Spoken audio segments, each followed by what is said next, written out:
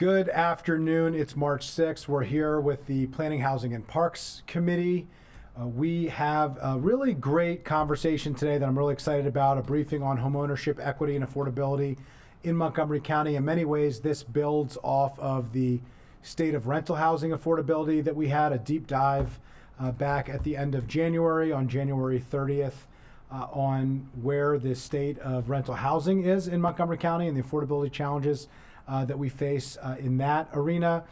Today is really focused on homeownership, understanding that homeownership has historically been a primary, if not the primary path to building generational wealth, a key component of all of the other issues that we deal with and that we address when it comes to racial equity, among other issues. And so we wanted to have a specific conversation on homeownership, both to assess the broader macroeconomic situation in homeownership in Montgomery County, to talk about the different partners that we have and organizations that we have that are doing some significant work in this space, and then also to talk about some of the tools that we have at our disposal, recognizing that historically county government, state government has primarily focused on rental housing support, but we do have certain areas where we support homeownership. We've at this previous iteration of this committee have really emphasized that. Last year we added additional funding, as many will recall, to the first-time home buyer program, which we'll talk about a bit today as well. And we're looking for more opportunities to do more in this space. We know that there's been a broader interest in that. The county executive has talked about that as well, and so we wanted to be able to do a real in-depth dive and conversation into that as well. We have a number of panels that we have today. We will start with our first panel. We have our planning staff who have joined us, and so why don't we turn to them first, and then following the planning staff, Latoya Thomas, I think, is going to be joining us virtually, and she is with the Housing Indicator Tool Policy Director of HAND. And I want to thank Councilmember Jawando and his office for recommending that they participate in this conversation, and they provide this briefing as well. Our staff has participated in this, but their office thought, and we certainly agree, that having this as part of the broader public conversation was important as well, for a better understanding on these issues and how we, I don't want to say rank, but how we look vis-a-vis the region and broader indicators as well. So with that, why don't we turn it over to Ms. Scavone and Mr. Sartori with planning, and we can move forward with the conversation. Great, thank you. For the record, I'm Jason Sartori, Chief of the Countywide Planning and Policy Division at the Planning Department. And I'd like to just take a quick moment to thank Chair Friedson and Council Members Jawando and Fani Gonzalez for inviting us to participate in this homeownership forum today. You know, we really do pride ourselves in all the work that we do at the Planning Department on our data-driven efforts, most especially when it comes to policy work. You've come to know us and people like Ms. Scavone here for being experts on gathering, maintaining, and analyzing data. But I want to also thank you for not forgetting our policy expertise as well, whether it's transportation, land use, environment, housing, zoning, economic development. You know, our staff are experts on policy development and analysis, and this includes my colleague here, Ms. Scavone. She's not just a housing data expert, but a housing policy expert who's well versed in the history of the policy of housing policy in Montgomery County, as well as best practices being implemented across the country. And so I encourage you to continue to incorporate us in your policy development efforts, from initial conception through adoption into implementation. We have experts in-house to help you make good policy for Montgomery County, and we stand ready to work with you on that. And with that, I will turn the mic over to Ms. Scavone, who will dive into some of the data that we think will set the stage for making good policy in Montgomery County and coming from this committee. Thank you, Mr. Sartori. Good afternoon. For the record, Lisa Scavone, Housing Planner with the Planning Department. So we'll dive right in and talk about home ownership rate. So Montgomery County has a home ownership rate of about 65%. But as you can imagine, these rates, they vary by the age of the householder. There are a lot of factors that influence home ownership, notably family formation, prime earning years, retirement, etc. So it's not surprising that this homeownership rate varies by age. And you can see, but I do want to highlight with this slide that we have, and this will be a theme that we'll come back to again and again in this presentation, the declining homeownership rate. And that declining homeownership rate is most acute for households under 35. So since 1990, there's been a 16 percentage point decline in homeownership rate for householders under 35, and a 13% decline in homeownership from the 35 to 45 age cohort. The only age cohort that we're seeing an increase in homeownership is the 75 and plus age cohort, and that's primarily representing this idea that they want to age in place. They were postponing the transition from owner-occupied housing to assisted rental living or age-restricted rental housing. Next slide. And so to put a finer point on that, the homeownership rate by age, we're also declining homeownership on net for households under 55. So the county is only adding new owner households on net for householders over 55. We've added about 29,000 owner households for above 55, and we've lost about 23,000 for under 55. Next slide. So we just talked about how 65% of all county households are owner households, but disparities do exist by race and ethnicity. So for both white alone householders and Asian householders, they have home ownership rates that are above that county home ownership rate of 65%. But when we look at African American households or Hispanic or Latina households, we not only see a home ownership rate that's lower than the county average, but a declining home ownership rate. And this is really important, and Councilmember Friedson talked about the implications of this. Home ownership is the primary tool for wealth building in this country. And when households of color are denied that opportunity, they are denied what is a gateway to for intergenerational wealth building. And I looked up some wealth data, and it's notoriously hard to get, but in 2019, the Federal Reserve Board's the Survey of Consumer Finances noted that the typical median white family, they own about $184,000 in wealth.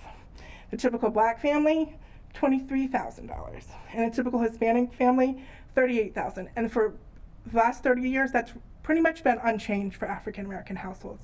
For Hispanic households, it's gotten a little bit better, but that gap is still really wide.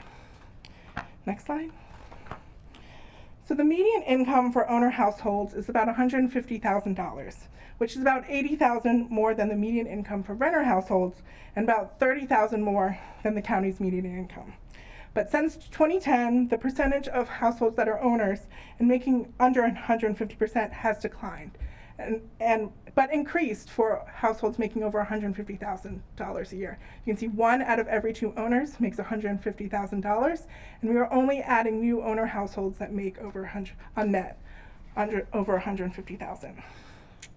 So I'm going to walk you through the slide because it's a lot of dashed lines and graphs, and I know it can be a little confusing. But this shows the maximum affordable sale price by AMI.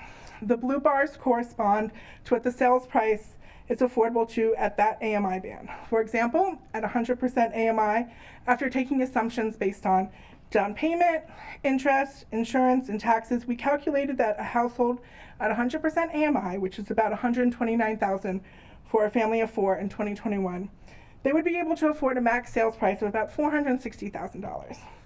Now, what those dashed colored bars correspond to is the actual median income, the actual median sold price for that area. So if you look at the yellow line, in Montgomery County, the median sold price is $555,000 in 2022.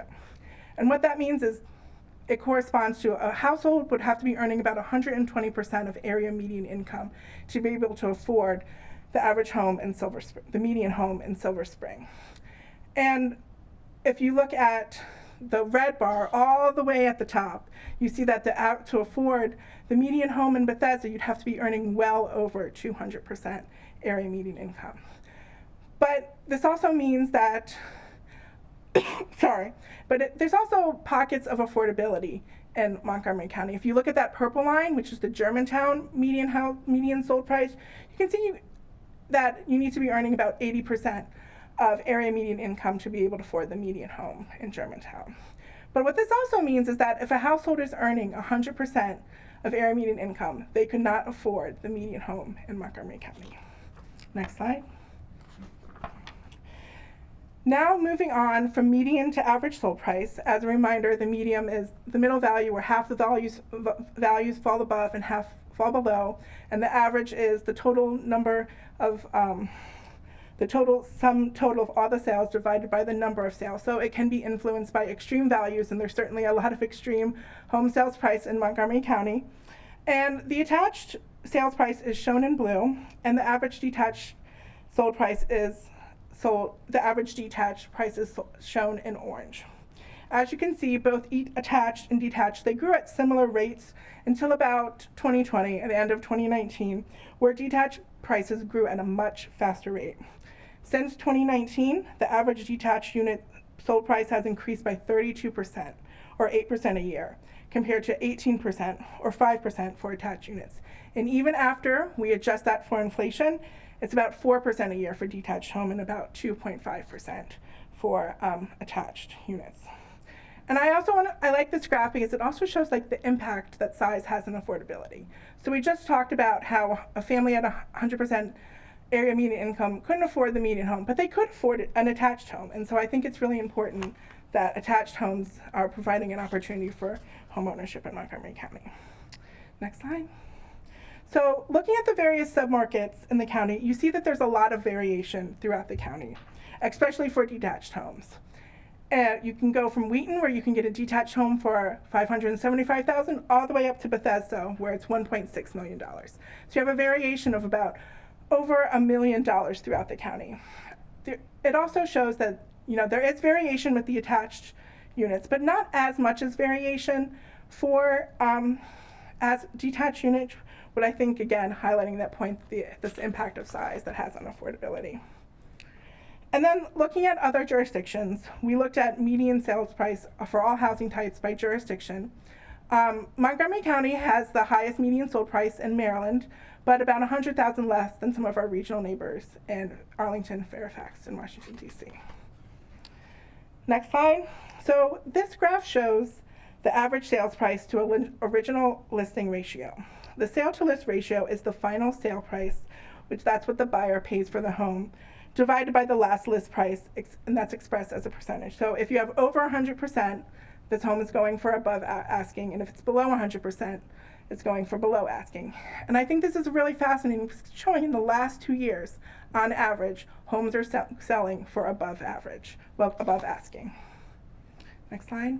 And you couple that with this slide that's showing that average days on market for 2021 and 2022 is 18 days, and 60% of all units sold in the county sold in less than 10 days.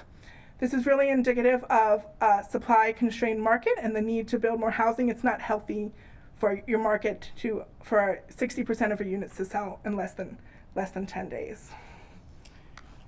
And then finally, I'll end with the financing of sold units. Not surprisingly, conventional loans are the most common in Montgomery County as well as nationwide. And when I originally researched this slide, what I was anticipating on finding was a huge increase in all cash offers. And you find that to an extent. In 2022, you had your highest record with 19% cash buyers. But I think the important point to take away from here is just the absolute decline in FHA loans.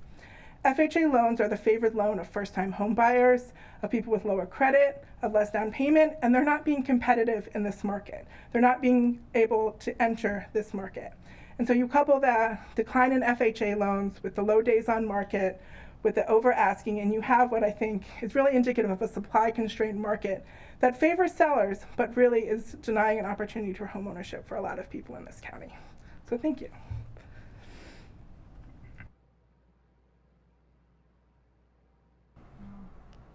Appreciate that. I just had two quick questions, then we'll turn it over to Han, and then I'll turn it over to my colleague, and then we'll turn it over to Han. Do you have a slide that you first showed the total area median income, and then you showed attached and detached? Do we have data on the type of unit between attached and detached? Because the income for a family of four, I assume that the median sales price was for all units, which would include a studio and a one-bedroom. Is that accurate? Yes. So attached structures, there are townhouses and cooperatives or condos, and detached is like, you know, a detached home. And then median includes all of the homes sold. And we do have a slide that just shows median. It's in the appendix to the slide deck, if that's what you're interested in.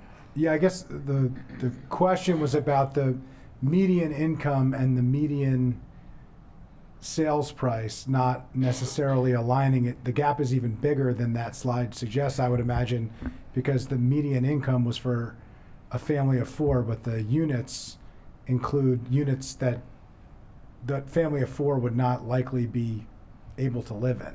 That's a really great point. I think I'd imagine there's a similar gap for, you know, households of 3, households of 1, but you're right. Sometimes the supply does not align with the area median income for a family of 4. Appreciate that.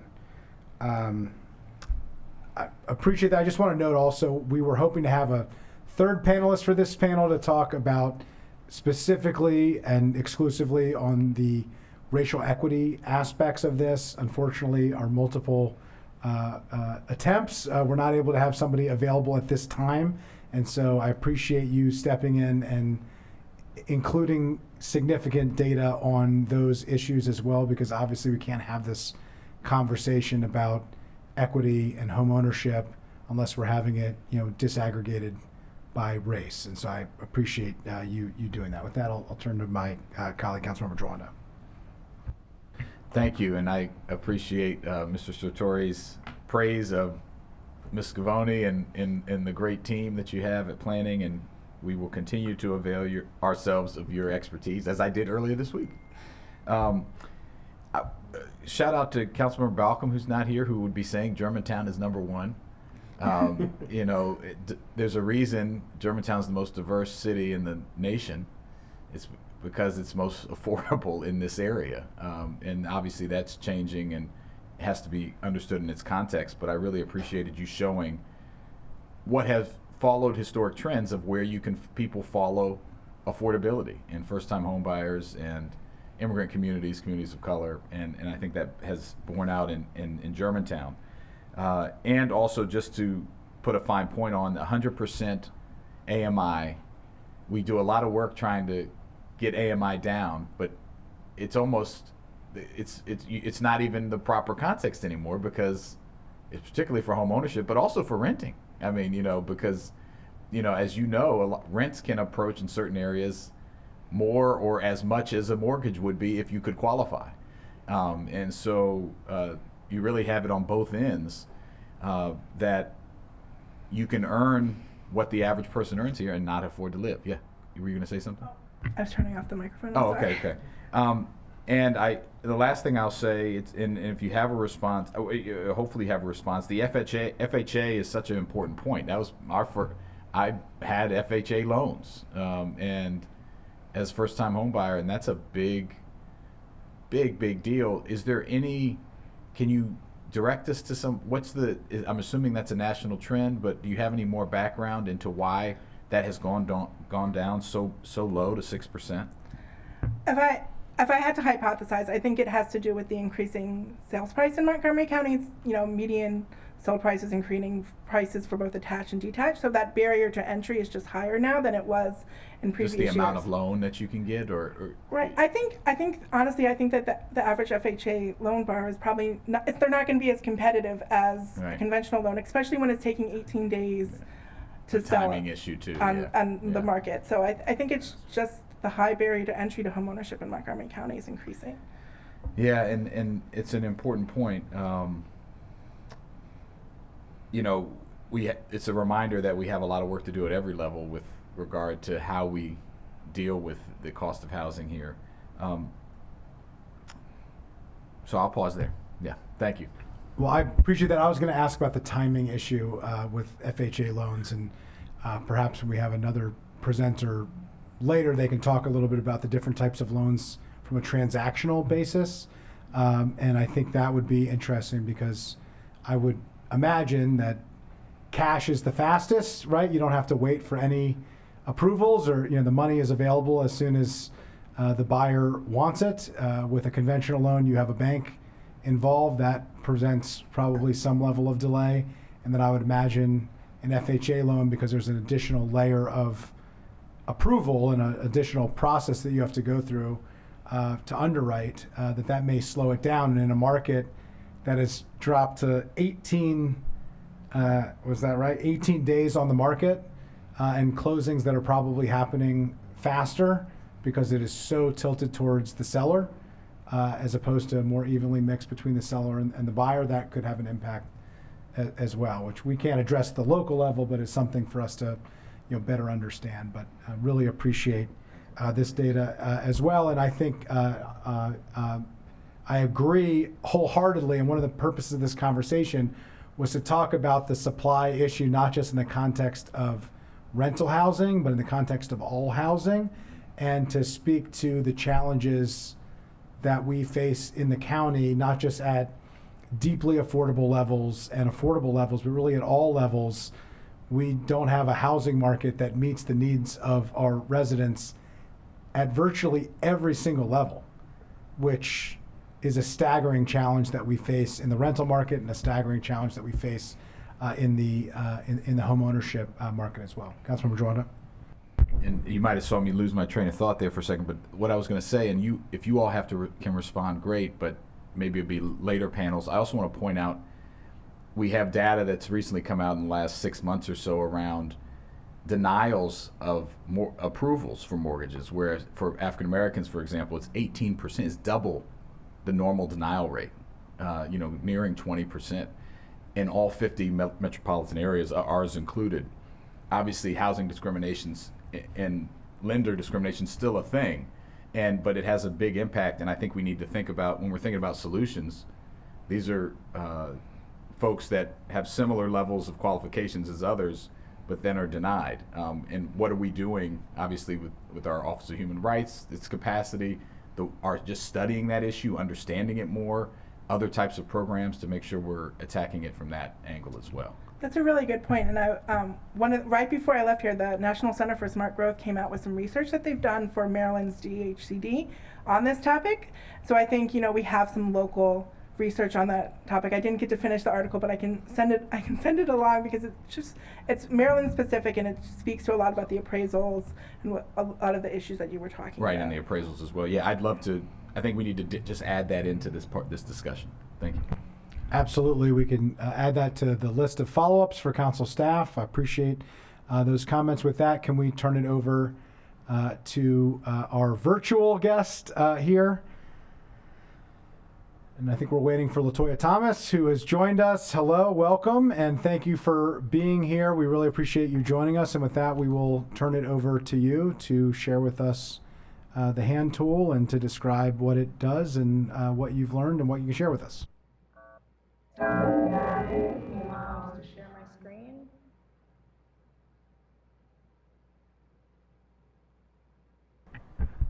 We've got your screen shared, and hopefully we have your audio worked out. Yes. A little low. A little low. I can hear you. Can you hear me now?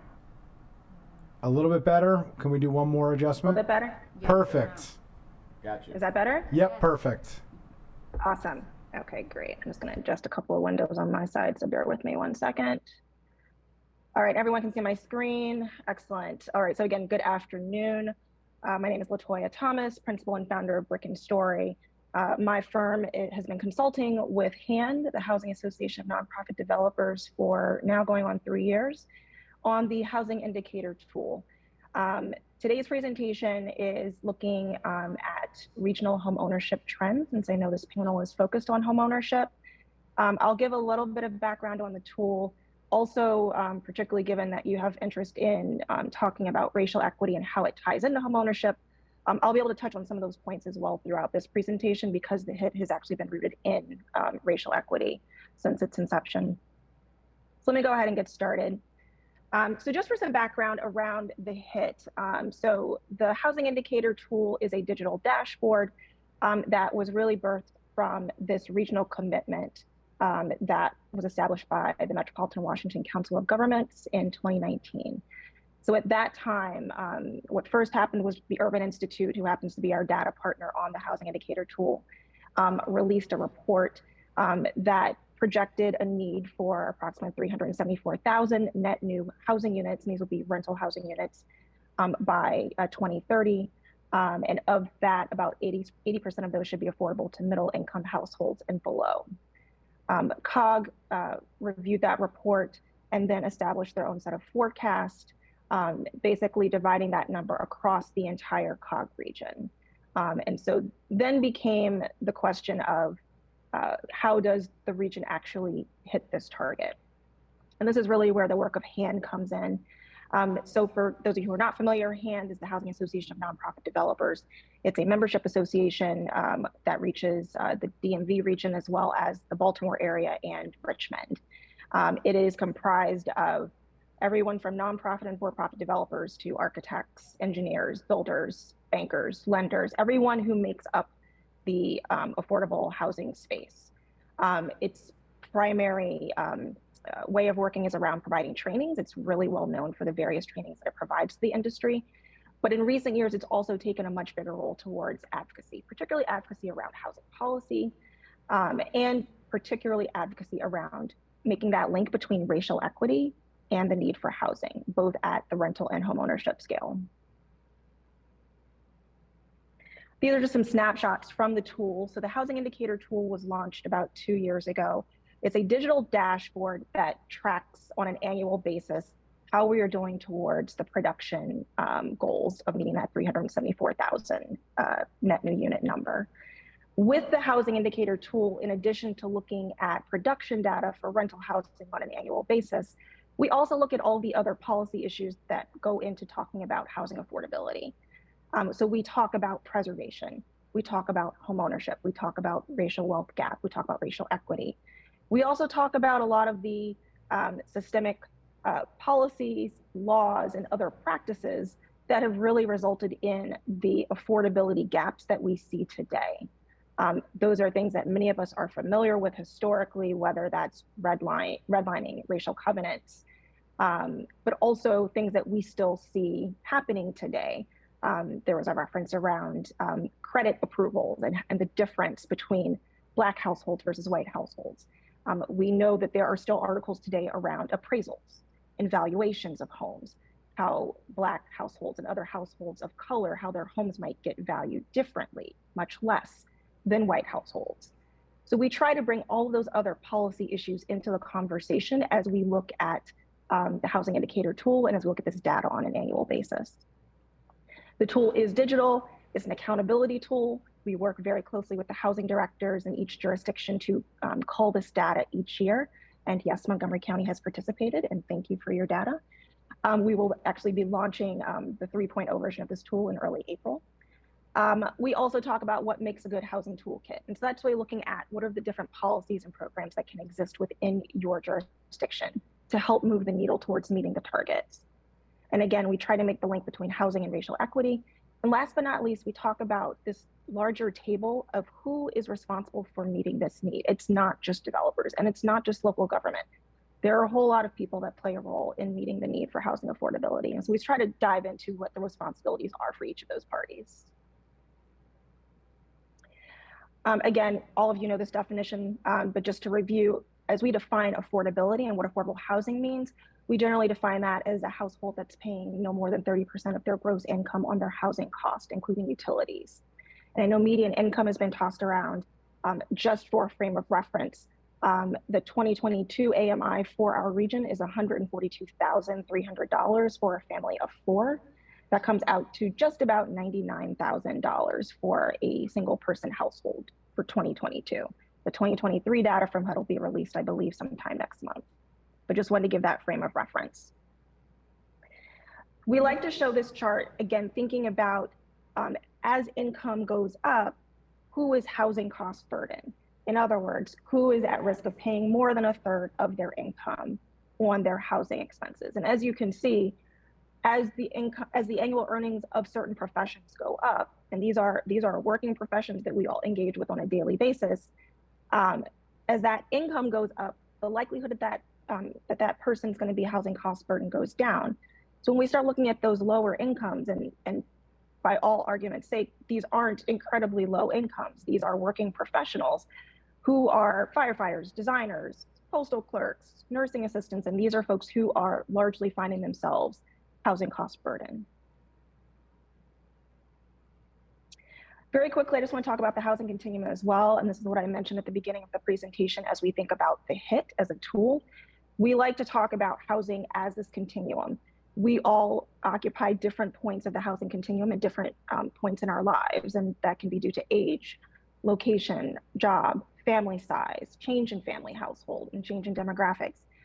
So we try to just highlight what we're talking about along this continuum and the fact that a good housing affordability strategy needs to look at all of these different increments along the continuum, because we'll all find ourselves on at least 3 or 4 of these probably throughout the course of our lives. So now talking about regional trends. So I've worked with our partners at Urban, who couldn't be here today, to pull a couple of charts based on what they've been seeing in terms of trends in the region. For reference, this data is based off of 2020 data, not 2022. So just for reference, the AMI for 2020 for a family of 4 was 126,000. I believe that comes to about, I have my number here somewhere, probably about 80-something thousand for a single person household. So a few graphs I'll walk you through. The first one is distribution of households by income level relative to the area. So this is just to give you some context at where incomes are falling with each of the jurisdictions. So you're largely seeing, again, from the bottom at below 30%, going up to the yellow, which is getting up to the 80 to 120% AMI. You can start to see where that's looking for each of the different primary jurisdictions in the COG region. For Montgomery County, you're seeing a bit more than half of your population that is trending below 120% AMI.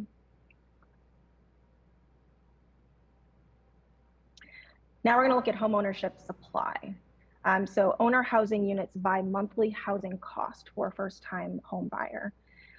So what you're looking at, to simplify this a bit, the gray bar, which is your first lower housing cost amount, 0 to $1,599. Obviously, the middle to upper end of that tier is about 50% AMI. The second block of $1,600 to $1,999 per month is about 80% AMI. So what that means is that everything above the blue is really targeting folks above 80% AMI. And as was stated earlier, that means we're looking at mortgages that are well over $2,000 and $3,000 a month. And we can see that with Montgomery County at a large scale, but you're also seeing it as a trend throughout the rest of the region. It is certainly the case in DC. It's certainly the case in Arlington, as well as the rest of Northern Virginia. Prince George's County is a little bit of an outlier. However, the conversation happening in Prince George's County is that there is a lot of development that's coming to the county. And so the plan around housing policy there is really, how do we get to the place where we're not finding ourselves without enough supply to meet the needs of our moderate income households? How do we get to the place where we can really avoid some of the challenges that some of the other jurisdictions in this area have seen as they've experienced economic growth over time? This last chart is homeowner by race and ethnicity. So what you're looking at is first with the greater Washington region and then going down by county. So going from, I'll start with Montgomery County. Gray bar, Asian or Pacific Islander households, identifying households. Pink is Black, dark blue is Hispanic Latinx, yellow, Indigenous, other, multiple race, and green is white. What this is telling you is that in Montgomery County, of your white households, 71% of white households identify as homeowners. That is in comparison to 41% of Black households. As you look at the other jurisdictions, 71% identify as Asian or Pacific Islander households. And I'm just moving a window on my screen, 76% identify as white households, white homeowner households, versus 41% of Black homeowner households. As you look at the other jurisdictions, you will see a similar disparity where you've got white households, and in most cases, Asian households as well, largely identifying as homeowners. Well over half of those populations identifying as homeowners in comparison to Black and Hispanic households, where you are looking at less than half of those households that can identify as homeowners. This, I think, really articulates where that racial equity and racial wealth gap is. And as I mentioned earlier, this is not something that's happened overnight. This is the result of many, many decades of policy, of practice, that have resulted in the gaps that we see today. And so now the role of housing jurisdictions and of the broader housing community is to think about, how do we start to close that gap? How do we start to see, in particular, more homeownership opportunities with households of color? What needs to happen from a development standpoint? What needs to happen from a policy standpoint to make that happen? And my last couple of points, just a few things to think about as we talk about how to expand and preserve access to homeownership. And this is based on the work that I do with HAND, but also the work that I do in many other jurisdictions. Racial equity, how do we use homeownership-focused policies and initiatives to increase equitable opportunities and outcomes for historically marginalized groups? How do you think about really targeted programs that can focus on homeownership? As an example, in DC, there is a very targeted Black homeownership strike force that was established by the mayor. There are very targeted programs right now in DC that are trying to increase the rate of Black homeownership. Are there examples that can be gleaned from that? And that is obviously a very new program, but just as an example.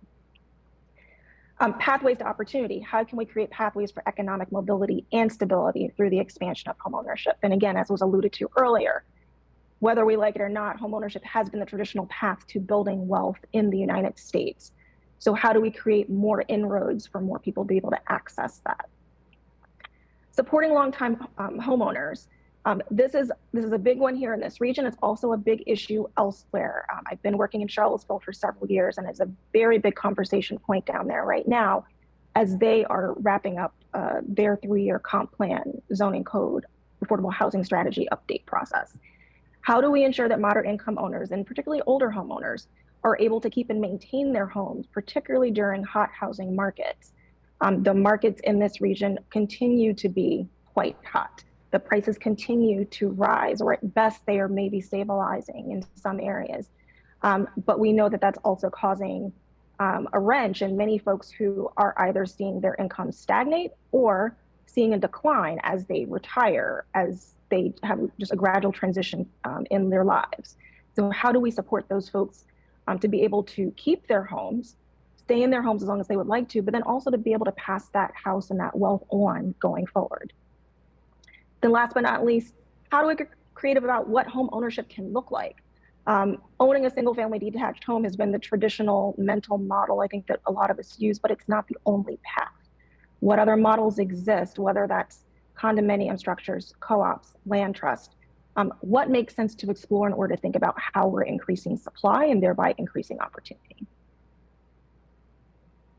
So with that, that is my deck. I provided my contact information here, as well as the links to the Housing Indicator tool, to HAND's website, and to Urban's website as well. I'm happy to take any questions you might have. Ms. Thomas, thank you so much. Really appreciate it, and thrilled that you were able to join us. Glad we were able to make it work virtually. I want to turn it over to my colleague, Councilmember Fanny Gonzalez. Thank you, Ms. Thomas. That was great. And as you were speaking, all I was thinking of was Thrive 2050, because the very session that we worked on land use and housing, I was on the planning board and worked on Thrive before I came to the county council, was about land trust, which I actually put on the document, co-ops, attached properties, not just thinking about the single family homes, the importance of creating home ownership, especially among the low income communities, immigrant communities. So yes to everything that you said, and I'm very thankful that you brought them up, because at some point we're gonna have to tackle many of those issues that we already have as part of policy goals in Montgomery County. And again, I'm especially interested on land trust.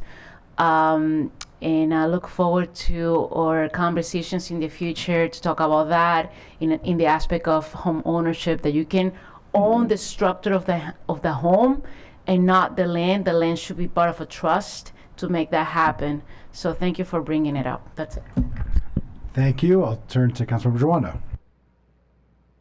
Yes, Ms. Thomas, thank you. Just wanted to appreciate you joining today and sharing that information.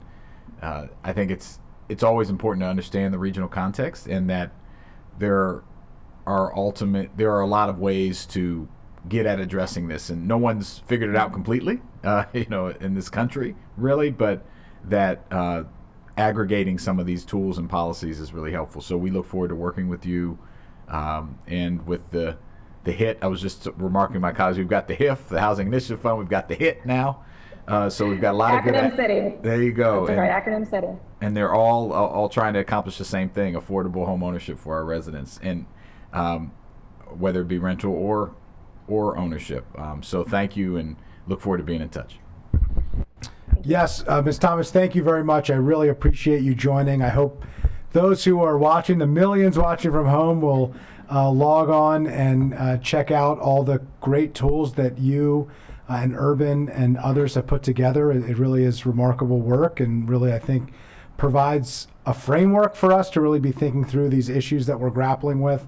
I just want to confirm with council staff that we're going to include, like we did on the last rental housing conversation, the presentations, these two presentations on the agenda item. So when folks go online to look at this meeting, they will be able to see these presentations, including yours, Ms. Thomas. And I want to note, we look forward to following up. There are a number of areas that you hit on in your quadrant of home ownership issues related to racial equity, related to diversity of housing options and housing types, not just in rental housing, but in home ownership opportunities, the pathways to opportunity that we talked about, and the providing opportunities for middle income and lower income residents to keep their homes and to maintain their homes and to ensure that they're living in both dignified homes, but also homes that meet their accessibility needs, because we do face challenges with middle and lower income residents who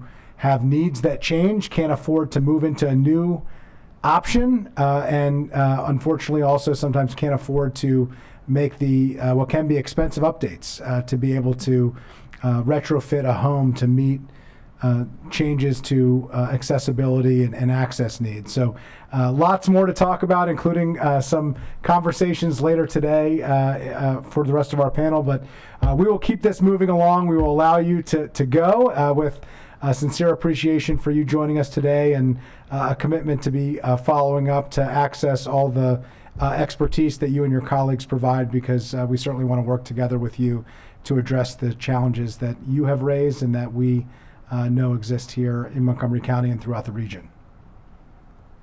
Sounds great. Look forward to working with you, and thank you for your time. Thank you. Appreciate it. All right.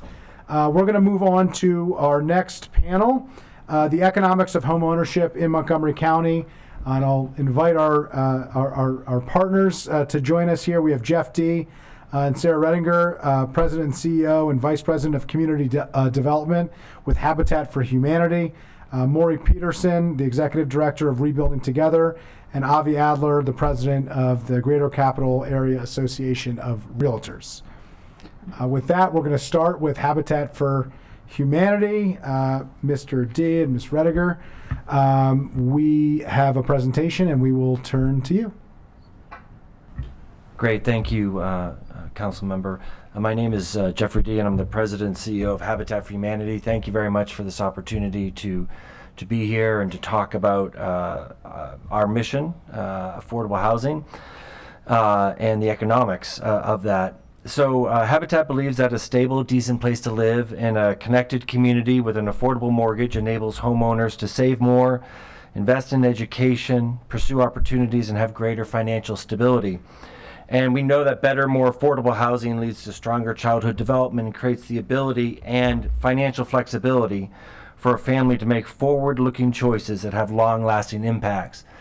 So Habitat for Humanity International as a corporate entity there's about 1,100 affiliates across the country, and we build in 70 countries around the world.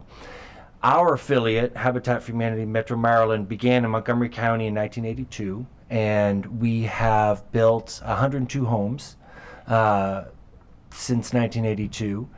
And what I wanted to do is just kind of start from 1976. And Habitat for Humanity was founded in 1976 in rural Georgia and has grown to become the world's largest nonprofit home builder. So the initial seed of Habitat came out of a community experiment known as Koinonia Farm, where whites and blacks lived together, worked together, and ate together. And it was really an attempt to recreate first century Christianity, where everything was held in common. And the reason I bring that up is there are several overarching themes that come out of that impact us today and sort of guide us today. And I have up on the slide our spiritual godfather, Clarence Jordan. So Jimmy and Rosalind Carter didn't start Habitat. They made it famous. It was started by Millard and Linda Fuller, and the person that influenced them was Clarence Jordan. And here's what he said. He said that what the poor need is not charity, but access to capital. Not caseworkers, but co-workers. So that is our biggest challenges today that limit our ability to build affordable housing is very simply lack of capital and a lack of opportunities. Now, my colleague Sarah will talk about this, but Randolph Road, as many of you were there, is a perfect example of where we had access to capital and the opportunity.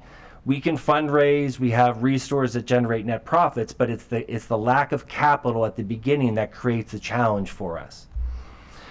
So the role of capital is one theme that came out of Koinonia Farm. The second thing was radical inclusivity. And when we talk about racial equity, that's who we are. I mean, that's what Habitat is all about. It's in our genome. We serve families who do not have access to traditional financing. That's who we work with. Millard Fuller, the founder, said, if we are not having problems with our homeowners, we have the wrong homeowners. Meaning, if we're not working with people who are having challenges, because we're working with the lower people on the lower income level, then we're not working with the right people. And so Habitat International recently started the Advancing Black Homeownership Initiative to take our work and sort of turbocharge it, supercharge it to better combat that issue, as mentioned earlier, about the racial gap. And the last idea that came out of this, and it's related, is partnership housing. So our future home buyers participate in the process of building their home so that they develop and learn the tools to be successful. So why that matters is we have had one default in our 40-year history.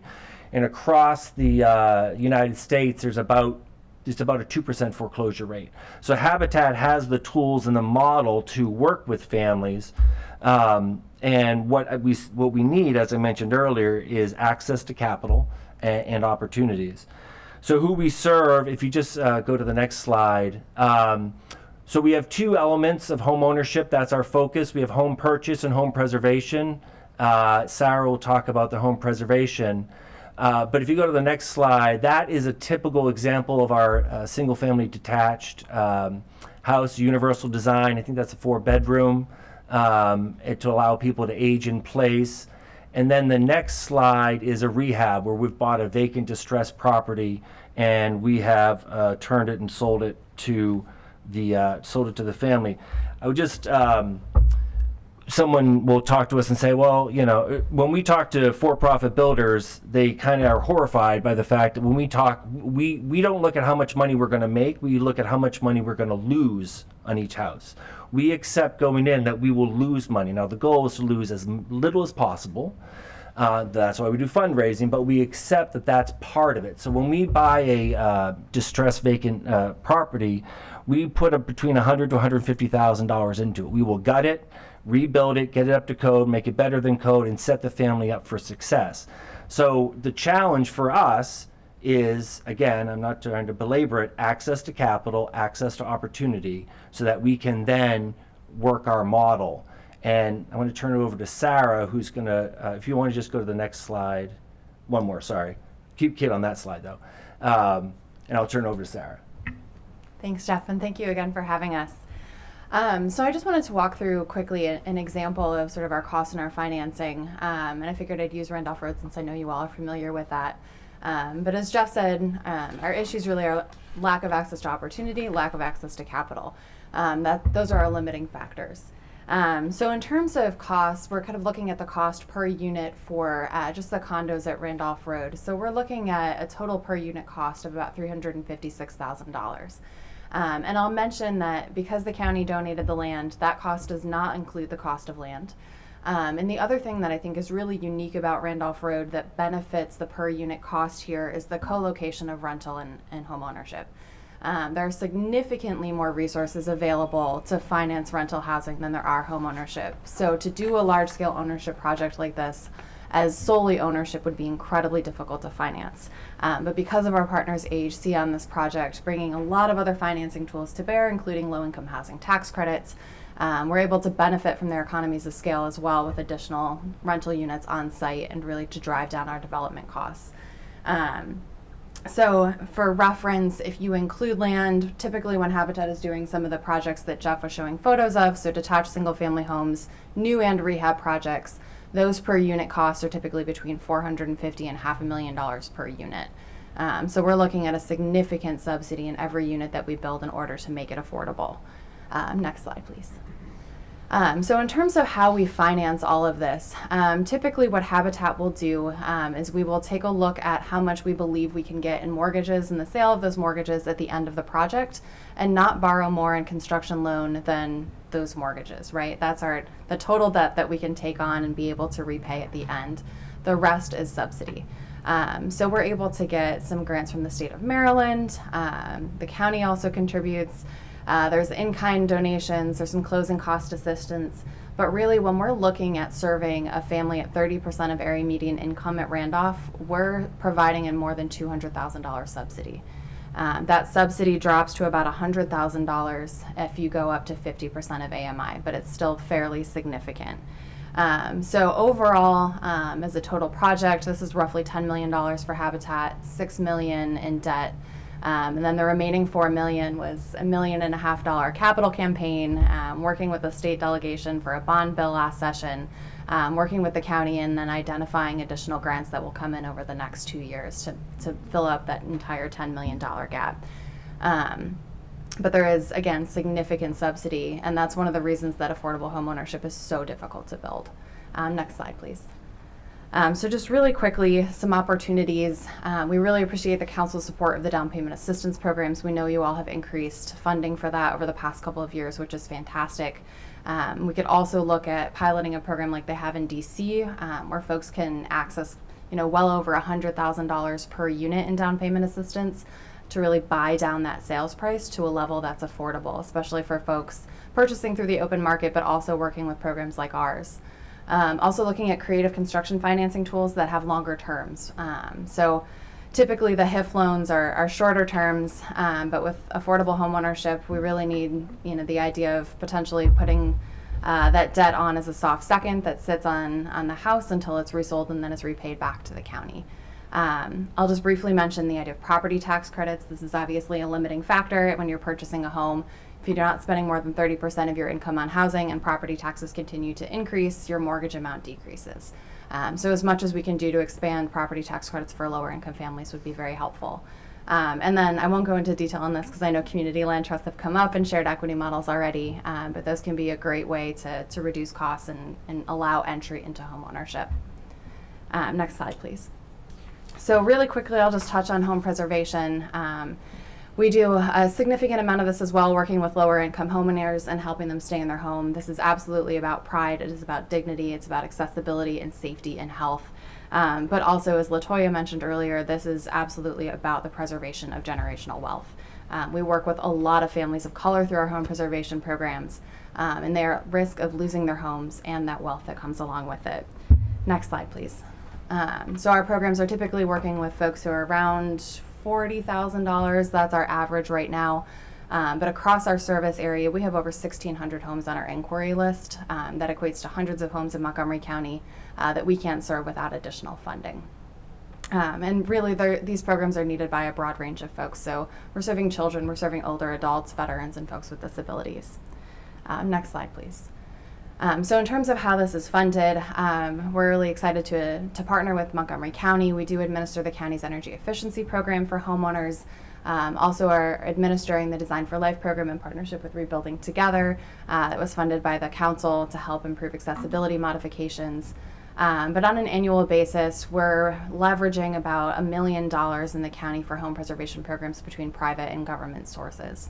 And then I'll just mention too, on the home preservation side, it's really important to Habitat that we look at the impact that our homes have on the climate as well. So we've been running a weatherization program for 12 years now. We've also been working with Department of Environmental Protection on an electrification cohort and looking at how we can electrify the homes of lower income families and then solarize them as well. So hopefully in the next year we can really start to partner weatherization, electrification, and solarization as well. So I'll end there and happy to answer any questions. Thank you for that. I think there are a few questions, but we're going to have all the presentations, and then we'll ask the questions at the end if that's okay with you. But thank you for that presentation, for all the work that you're doing. I will get to my comments and questions in a minute, but why don't we go to Maury Peterson with Rebuilding Together. Thanks for joining us. So for the record, I'm Maury Peterson, Executive Director at Rebuilding Together Montgomery County, and I want to thank you for having me here today, as well as thank all of you and the county executive, the council, for all of the funding you provide to make our work possible. We wouldn't be able to do it without you, so thank you. So next slide. So our mission is really to preserve affordable housing in Montgomery County. That's the bottom line. So we were founded in 1990 by 2 community volunteers, and we've every year we day in and day out we're here to preserve affordable housing and to keep people in their homes. And so since we've started, we've served over 2,800 low-income families and galvanized more than 50,000 community volunteers.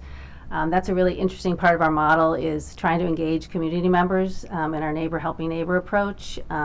And it's a really impactful way for people to give back and help their neighbors, and to get into other neighborhoods maybe where you don't live and see how other folks are living, and to give back to your community. So next slide. So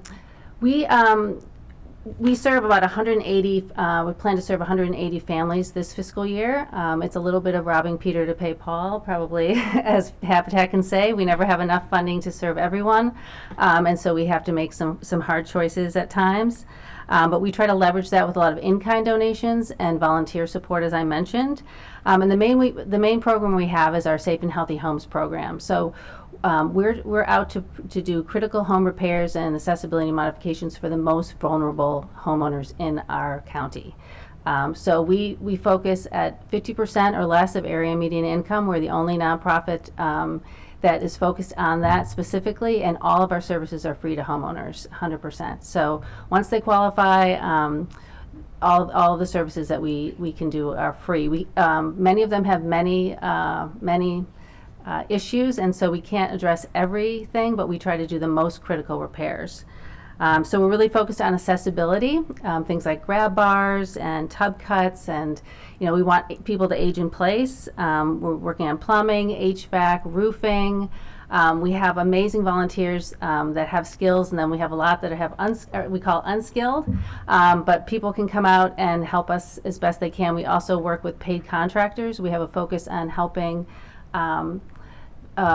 contractors of color. Every contractor we have is a person of color. We've outsourced a lot of our vendors so that we can have vendors of color and have more support from them, and also improve our languages that we can offer to our homeowners to support them.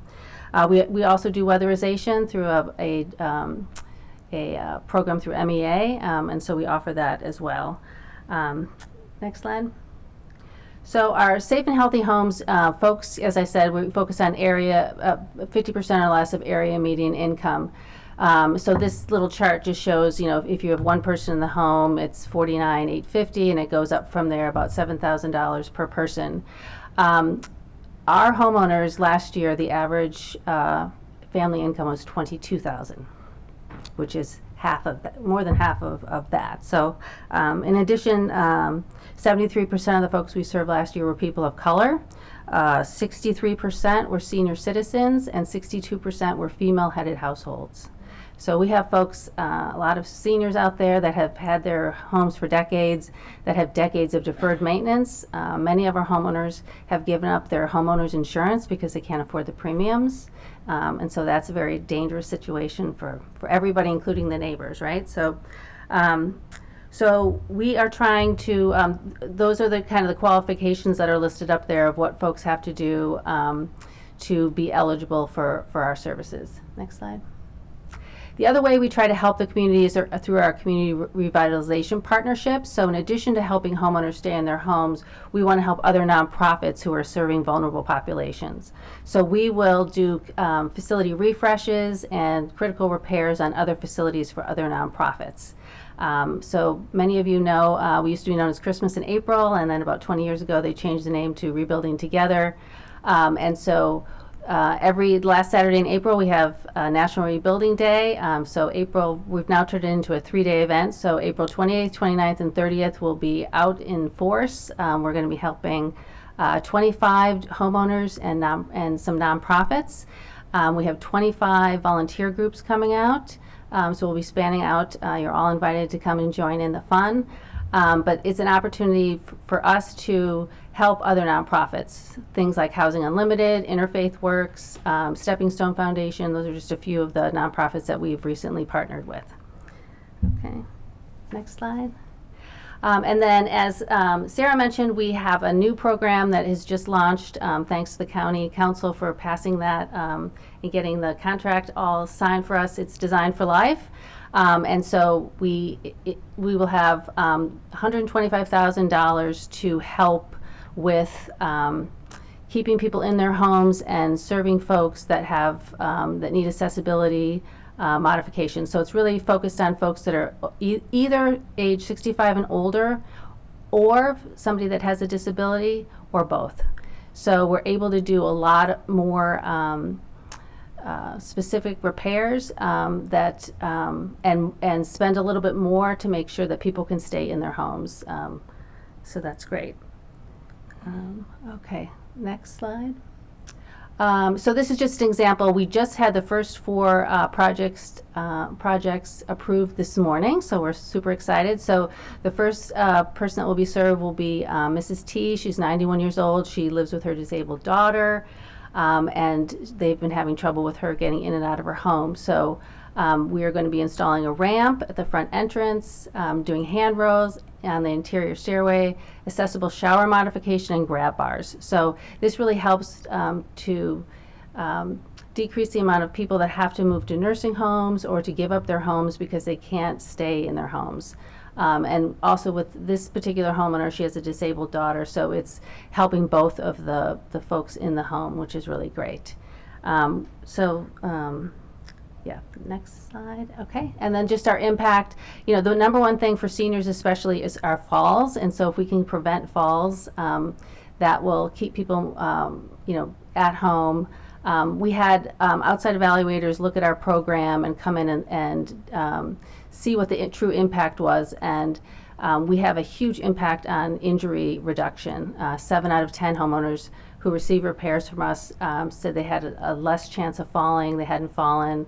9 out of 10 said they now plan to age in place, where some of them had planned to thought that they had to move. And then just the whole kind of pride and community feeling that people get staying in their homes, and also this neighbor helping neighbor approach of being able to help and give back to your neighbors. Next. And so this is just for folks that are interested. We try to make it as easy as possible for homeowners. We have our applications in Spanish and in English on our website, and we try to make it as easy as possible. We have an AmeriCorps client outreach coordinator who can walk folks and really do it hand in hand. We want to try to serve as many people as we can, and just our biggest, as other groups have said, is just having enough money to do all the repairs that are needed. The need is great. There's a lot of people interested in receiving services, and we just don't have the capacity to get to everyone because of funding. Next. And so that's it. There's our contact information, and we're super happy to be here and answer any questions you might have. Thank you. Terrific, thank you. I've been told just before we get to comments at the end that when I volunteer that my pay is commensurate with my skills. So I appreciate you noting that. With that, let's turn to Avi Adler with the Greater Capital Area of Realtors. Greater Capital Area Association of Realtors. It's right in front of me, and I'm not even reading it. Don't feel bad. I'm the president. I get it mixed up all the time. I was going to say GCAR, but I thought it was easier to say the acronyms so that people understood what we were talking about, and that was my first mistake. But with that, we'll turn to you, and appreciate you joining us. Well, thank you, Council Vice President Friedson and Council Member Fanny Gonzalez, Council Member Jawando, for having me here today. My name is Avi Adler, and I have the pleasure of serving as the 2023 President of the Greater Capital Area Association of Realtors. Let me move a little closer here. Representing over 11,000 area realtors, title attorneys, and industry professionals. Today's conversation is a very important one. Becoming a homeowner is a special milestone, and it remains one of the greatest opportunities to build generational wealth. But as we have heard today, there are increasing barriers to homeownership in our communities. On behalf of the local real estate industry, I have brought for you today a snapshot of some of these barriers. Next slide, please. Earlier this year, Maryland Realtors did a poll to assess the state of and the public opinion on the housing market, and it relayed hard stats behind trends we are seeing. Day to day, buyers are facing strong headwinds when trying to enter the housing market. 76% of those polled said the cost of housing is too high, and that's up 19% from 2020. Next slide, please. So what are the factors behind these troubling signs? Well, we have cited 5 here for you today. Rising housing prices, lack of inventory, climbing mortgage rates, slowing wage growth, and more debt. Next slide, please. As you can see from the chart, both number of sales and median price have cooled dramatically versus the heights of the boom in the summer of 2021 and the spring of 2022. Despite the average 30-year mortgage rate rising from under 3% to over 7% in less than a year, while prices are down from the extremes, they are still consistent with the higher marks we've seen in recent years. With the relatively high prices and continuing low inventory, homeowners are beginning to hold on to their properties instead of rejoining the market. This is a scarcity of options. If you're looking to downsize, there's no sense of urgency right now. These market conditions create a disincentive to selling a home. Next slide, please. This graph is familiar to those on the dais, but it is worth spending just a moment on. Let's focus on just single-family housing. In the 1980s, the county had an average of 6,000 units in single-family structures built per year. In the 1990s, it was down to 2,800. By the 2010s, we were down to 1,100 per year. Our population growth has continued steadily for 40 years, but our development has absolutely cratered. And despite construction lagging, population growth continues. While we do have finite boundaries and an important agricultural reserve to maintain, this is not a green space development issue. It is a land use problem that is holding us back. Next slide, please. The next graph shows housing expenses and affordability as a function of the mortgage rate. And simply put, a lower mortgage rate signals more buying power and the lower monthly payments. After 2008, the rates were low and buyers could expect much bigger bang for their buck getting into the market. But with mortgage rates closing in on 7%, even a 20% down payment will not ease the monthly cost or the burden. So rough math, Montgomery County's median income was around $115,000 last year. In January of this year, the median price of a Montgomery County home was $555,000. With a 20% down payment and a 30-year mortgage, that buyer will be spending over 30% of their income on housing. This threshold is defined as cost burdened. And when we realistically expect new buyers to make the leap into a home purchase where they are immediately cost burdened. Next slide, please. Compounding the issues of rising mortgage rates is stagnant wage growth. Coupled with inflation wreaking havoc on the day-to-day cost, it's increasingly difficult for the emerging generations to save enough to get over the hump of making a down payment. While there are numerous programs to assist in this regard, many find themselves in no man's land of not qualifying for them, even when they are able to afford the monthly payments for what's on the market. Next slide, please. In 2021, the National Association of Realtors did a nationwide polling project to get a sense of scale of student loan debt and its effects on potential home buyers. The results paint a clear picture of younger Americans, especially those in the Black African American community, struggling under the weight of student loans and pushing back life decisions like home ownership, marriage, and starting a family. This reduction in buying power has stark implications in a housing market that has seen year-over-year increases for more than 11 years, especially since the start of the pandemic. The issue here is not qualifying for a mortgage. Student loan debt is not factored into the mortgage approval equation. Many first-time home buyers can and do qualify. The real issue here becomes what they can actually afford based on their household budget and income after their student loan payments are actually added into the equation of their monthly budget. Once they do, many of these prospective buyers are self-selecting out of the home purchase process. Next slide, please. So how do we prepare the next generation to face these issues? When students leave our schools, they're often faced with managing their daily finances and expenses. And those who move on to post-secondary education are not always offered many opportunities to learn personal finance. Realtors are strong proponents of financial literacy education. I mean, the earlier the better. Though the council does not have direct oversight of MCPS and its curriculum, we would be remiss if we did not highlight the groundwork of our colleagues in DC who've laid the groundwork to bringing this crucial curriculum to the area students. Next slide, please. So in conclusion, while we can make progress against this problem now, many of the solutions this council can implement are long-term fixes. As we've mentioned, emerging generations are waiting longer and longer to purchase their first home. The average age of the first-time home buyer is now 36 years old. That's older than it's ever been. We can't afford to let other jurisdictions reap the benefits of newer generations, putting down roots. The recent census showed this. Maryland saw a net loss of over 15,000 Gen Zers, while DC became one of their top destinations. In closing, I'd like to share a recent real-life buyer to homeownership example here in the county, and it's one that hits close to home for our family. My oldest daughter is 26 years old. She and her boyfriend have great jobs. They make good income. She loved growing up here in Montgomery County and would love to come back to the area to start her family. When my wife and I first had children, lived in Montgomery County, we'd run into people I knew from elementary school, at the pumpkin patch festivals and playgrounds, and they'd move back to the area just like we did to be closer to family. And frankly, after living in other places, they decided there wasn't a better place to live. The love of where you were raised, where your roots are, and the desire to return there, it's a gift, and not something you hear people frequently say where they come from.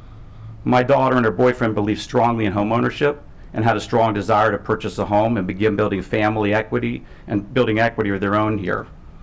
When you have a good job and you're pre-qualified to purchase a home and have a strong desire to move back to the area you grew up in because you love it, because you want to be closer to family, and knowing your family will contribute to the local economy, but make the difficult decision to purchase a home in Philadelphia instead, due to the high cost of housing and lack of inventory in Montgomery County, that's a real problem. While this is my story, I share it with you anecdotally today because it's a story that over 11,000 realtors in our area and who live and work in Montgomery County face each and every day. It's a story that will continue to escalate and change the face and sense of community here in our county. Montgomery County is a wonderful place to live. I was born and raised here. My parents lived here before me and my grandparents before them. The reality, though, is that it has a high cost of living, and our top shelf county services and amenities do not come cheap. We must hasten our development and think outside the box of planning practices. It is not enough to maintain what is. We as a region have to take action to build a better future and lower the barriers to realizing the dream of home ownership.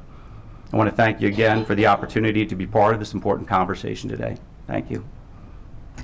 Thank you very much. Appreciate it. I'm going to go through, ask a few questions, and I'll turn to colleagues. I think I have some questions as well. First, for Habitat for Humanity, thank you for joining us for all the work that you do. The Randolph project is exciting. I hope it's the first of many more to come. I will note the council's interest in seeing a project like that happen, and it is happening in a better way than even we had hoped for when we went through the master plan process with one of our colleagues at the planning board and the two of us here at the council, and we worked meticulously through that process. We specifically cited that property as the opportunity to really leverage public land for greater opportunities for affordable housing, and you've helped provide a home ownership element to that project, which is really just amazing. I also want to thank you for the work that we are jointly doing in Scotland community to try to address the 25 homeowner-occupied residences there. I know you've been in that community for a while, doing quite a bit of work, and certainly there's a lot of opportunity for us to ensure that we provide safe, dignified housing for generations to come, and really appreciate all of your engagement and interest and leadership there. I had two questions about your work that I just wanted you to address, many of which other questions you addressed very well in your presentation. But the first is, can you talk a little bit about accessory dwelling units and how you see accessory dwelling units as part of the opportunities for Habitat for Humanity to provide the access to both capital and opportunity and home ownership opportunities to your residents? No, absolutely. And we appreciate working with you and former Councilmember Reamer on the accessory dwelling unit legislation to make it easier to build them. We absolutely see that as part of our work. We know that a lot of lower income homeowners are struggling to maintain their homes, as both Maury and I have talked about today. And we see accessory dwelling units as an opportunity for them to have additional income, to have sort of lower rent options in a lot of different communities across the county for folks to be able to live in. So it's adding additional units on a site, right, but also providing additional income for lower income homeowners to help them maintain their homes and to maintain their mortgages. So we see this as an opportunity for Habitat to be able to work with lower income homeowners to build these units in their yards or in their homes already. It's also an opportunity to build a unit in the backyard that's accessible for folks to move into and then rent out the main home so they can live in a smaller space. I think one of the biggest challenges there, like we said earlier, is access to capital. And so a lot of times lower income families don't have the income to repay a loan, so they can't access the equity in their home. They can't access that equity for home repairs. They can't access it to build accessory dwelling units. And so Habitat is really tasked with finding, again, the subsidy to help folks build those homes. And then we're also able to underwrite a mortgage to help them pay back a portion of that loan with the future rent that they would receive. So I think accessory dwelling units are an incredible opportunity for lower income homeowners, also lower income renters to be able to live in a lot of different communities across our county that may not have opportunities for them otherwise. Appreciate that. Thank you for your help and leadership on the ADU changes. We're looking at opportunities for broader financing to help more families and residents be able to take advantage of ADUs and figuring out how we can make them more accessible and affordable to more people to take advantage of. So I really appreciate your work, and we'll follow up with you to get more feedback on what you're seeing. I know you do a lot of work in this arena and really would be helpful to take advantage of that. You talked a lot about the environmental justice as well as racial justice and other broader justice issues that you deal with, when it comes to housing. And all the weatherization and other amazing projects, some of which we looked at in Scotland and other communities that I have seen firsthand and know how much benefit they provide. Even a roof, putting in a quality, more sustainable roof, and the impact that has on reducing leaks and weatherizing the windows and other projects that you undertake. Have you had any conversation, or do you work at all with the Green Bank to partner on financing opportunities? Yeah, so the Green Bank has been a part of a lot of the electrification conversations. So we've been participating with Montgomery County DEP on an electrification cohort that's organized by RMI, the Rocky Mountain Institute, and we've been doing that for a little over a year now, and the Green Bank has been a part of those conversations.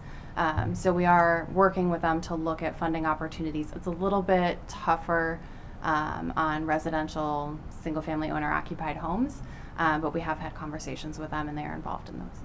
Yeah. Appreciate it. I would encourage you to follow back up as part of the bill that Tom Hucker and I put forward, the Montgomery County Green Buildings Now Act.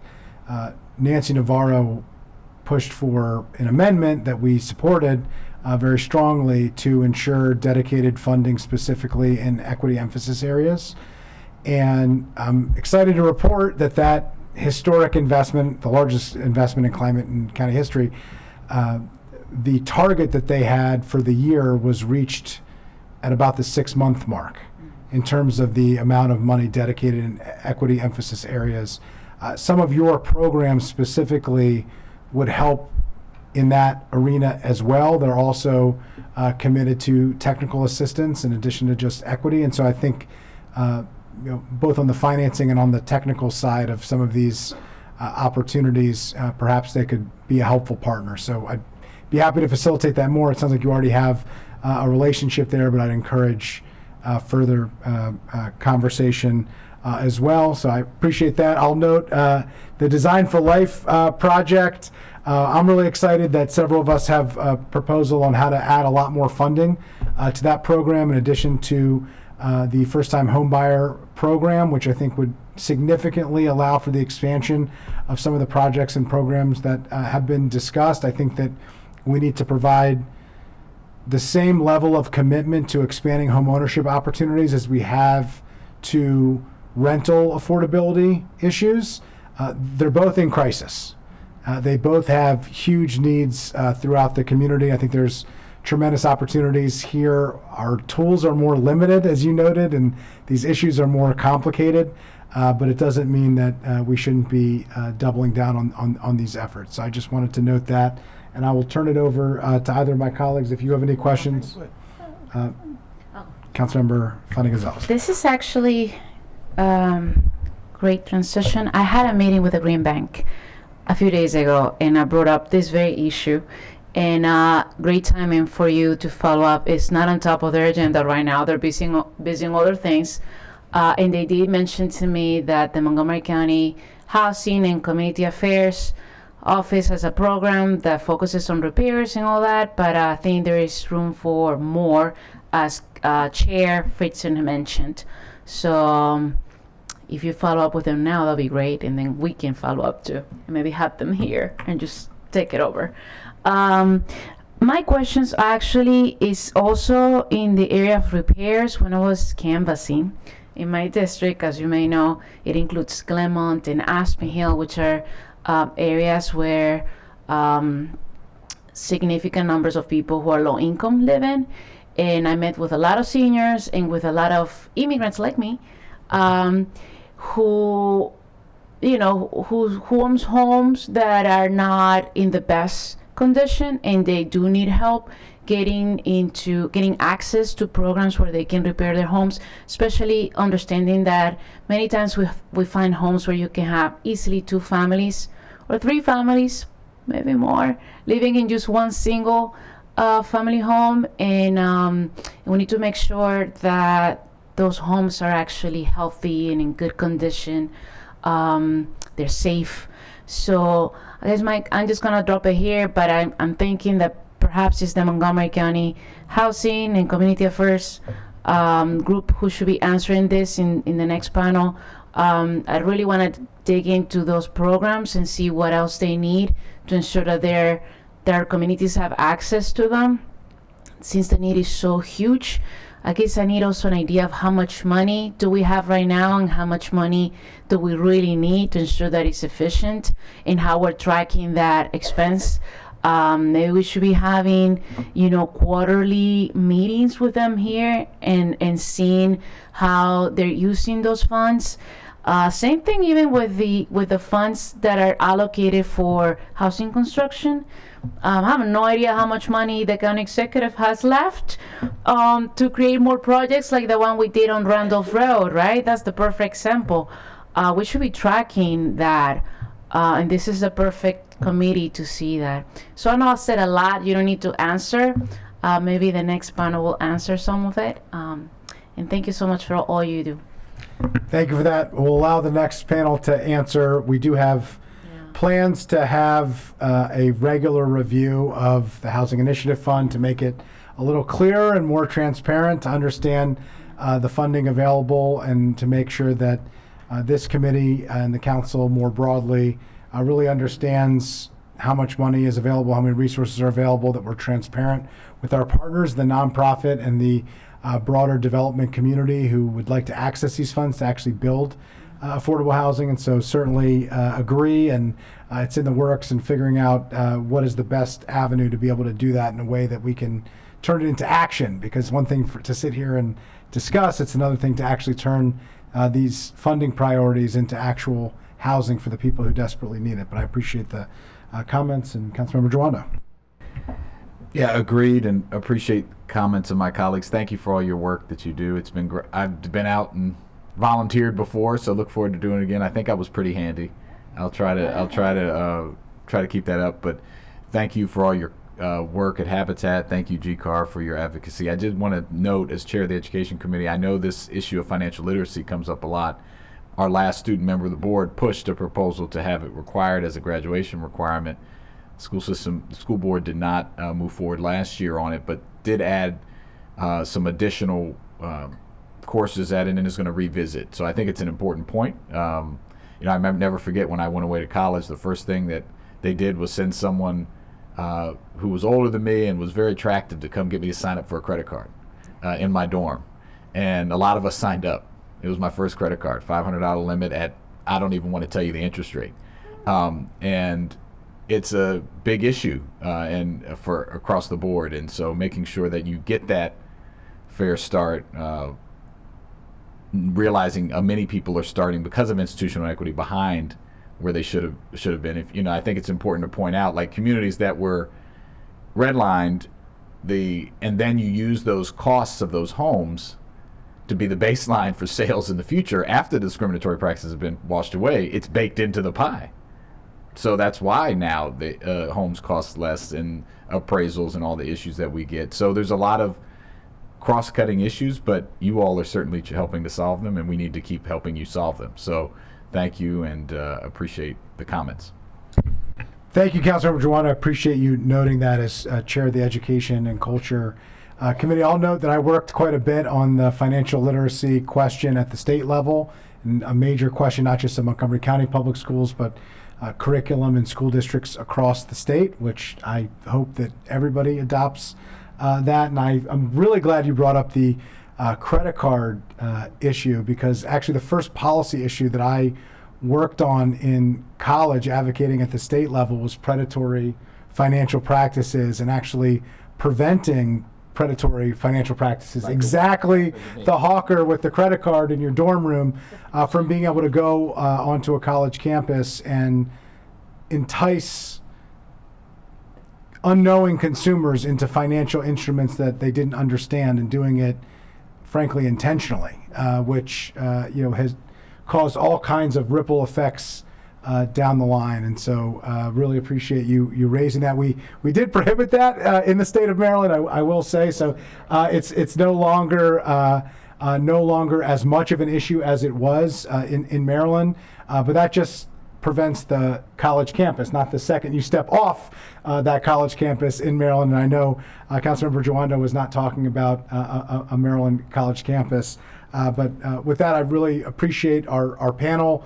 You're great partners for us. I look forward to more partnerships to be able to provide more housing for more people, and to specifically dive into this commitment that we need to make to ensure that the generational wealth opportunities that home ownership means is provided to more people, because that absolutely has to be a key part of the conversation when we talk about housing affordability in Montgomery County and wealth building and equity in Montgomery County. We can't have that conversation unless home ownership is part of it, and we can't do it without public support. We can't do it without public-private partnership. And so I really appreciate each of you joining us. And with that, we're going to go to our next panel. We have the current county tools for home ownership. We noted that the tools are somewhat limited, but we do have tools, many of which are helping residents, some of which we heard a preview about earlier. But we have Department of Housing and Community Affairs here from the county. We have Housing Opportunities Commission, and we have the Maryland Department of Housing and Community Development, and also the Housing Initiative Partnership, all here to join us. So If we are ready, I see Ms. Gentry is here. If you're comfortable, we're going to start with you. Thank you for joining us. And I think we have your slide presentation up and ready to go. And with that, when you're ready, you can hit your button and we're ready to go. Good afternoon. Good afternoon, and thank you very much for having us here today on this particularly important subject.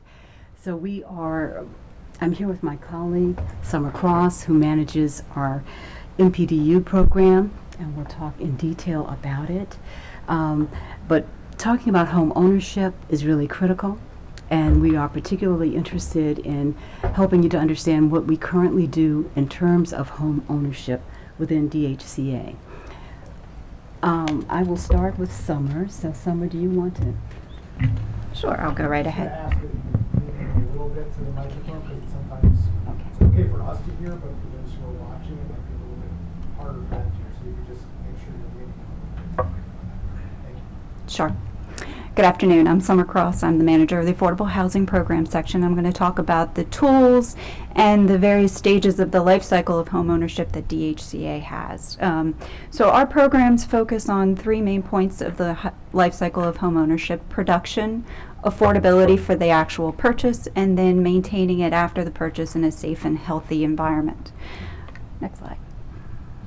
On the production side, I'm going to take each of those three steps separately. On the production side, we have four key tools: the MPDU and workforce housing programs, which are inclusionary programs.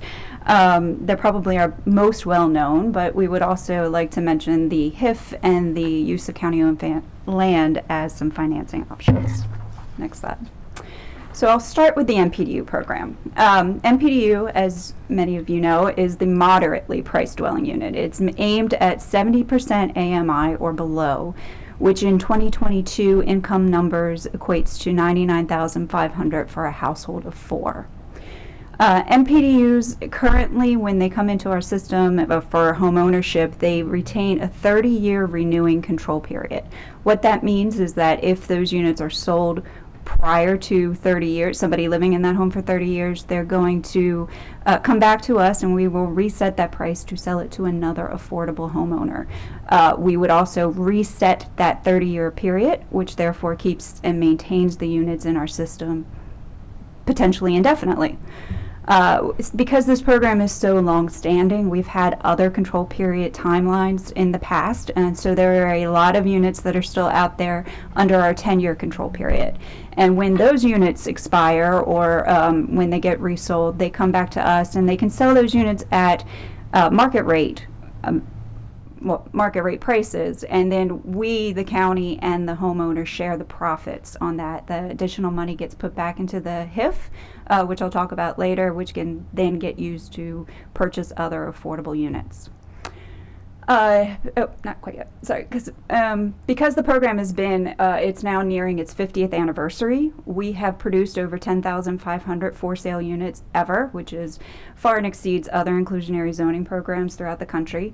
We still have about 3,600 units in existence, meaning that they're either in that 10 or 30-year period, but they haven't sold again, so they're still technically MPDUs. And we have about 1,700 under control. On average, we create 226 new for-sale units, but because MPDUs go where development goes and is based on the number of new developments, it changes with the market rate. This graph actually looks very similar to one you saw in one of the last panel presentations, GCAR, because again, MPDUs go with development, so you'll see that ebb and flow of the market. The blue shows our actual for sale units, which you can see has been in the past much smaller than our rental units. Again, just because of market. MPDU department doesn't actually dictate whether a development is going to be for sale or rental. That is completely up to the developer. So it is what gets built. Okay.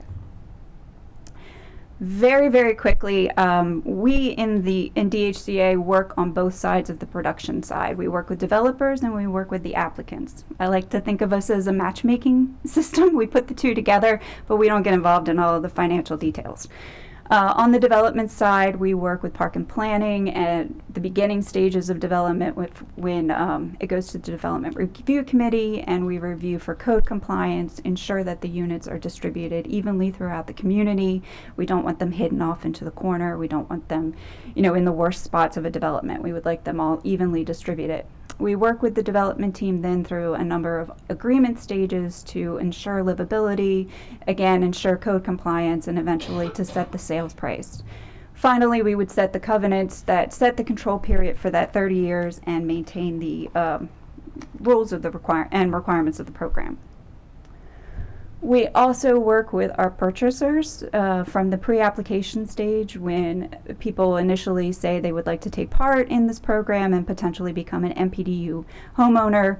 We walk them through various classes and education programs that would give them some knowledge and information on first-time home buying opportunities and the benefits and burdens of home ownership. We also have education classes specifically on the MPDU program so that they understand what they're getting into. We work with them throughout the application process, review for income levels and household size. We review the sales documents, and then in the post-purchase, again, we work with them should they want to resell, refinance, and again, selling it through our program, again, if it's within the control period. New for 2023, we also have some post-purchase counseling for MPDU homeowners to, again, help them with things that come about after you own a home so that we can talk out through refinancing considerations and repairs, other things that come about with home ownership. To paint the overall picture of where we are in 2022, here are some important MPDU numbers.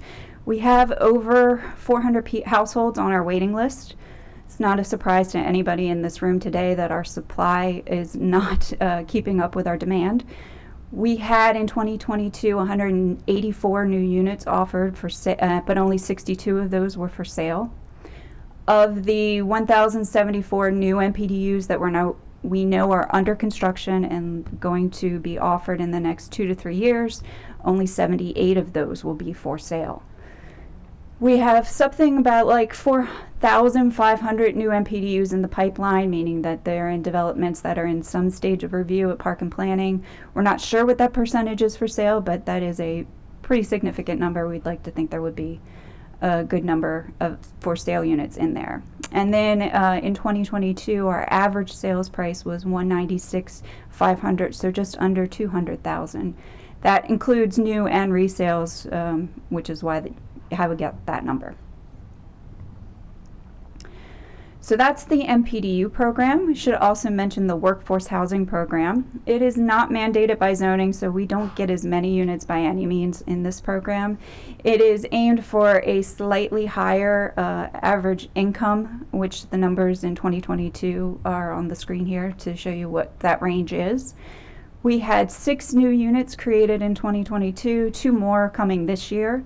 And because this program bases its sales price on income levels, not construction costs like the MPDU program, the sales price last year was $473,000.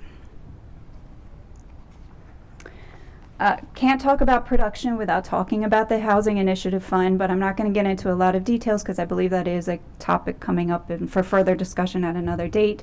But the Housing Initiative Fund is our DHCA's fund for virtually all of the county housing priorities. It does assist with affordable housing production and development and has been used for a variety of housing types.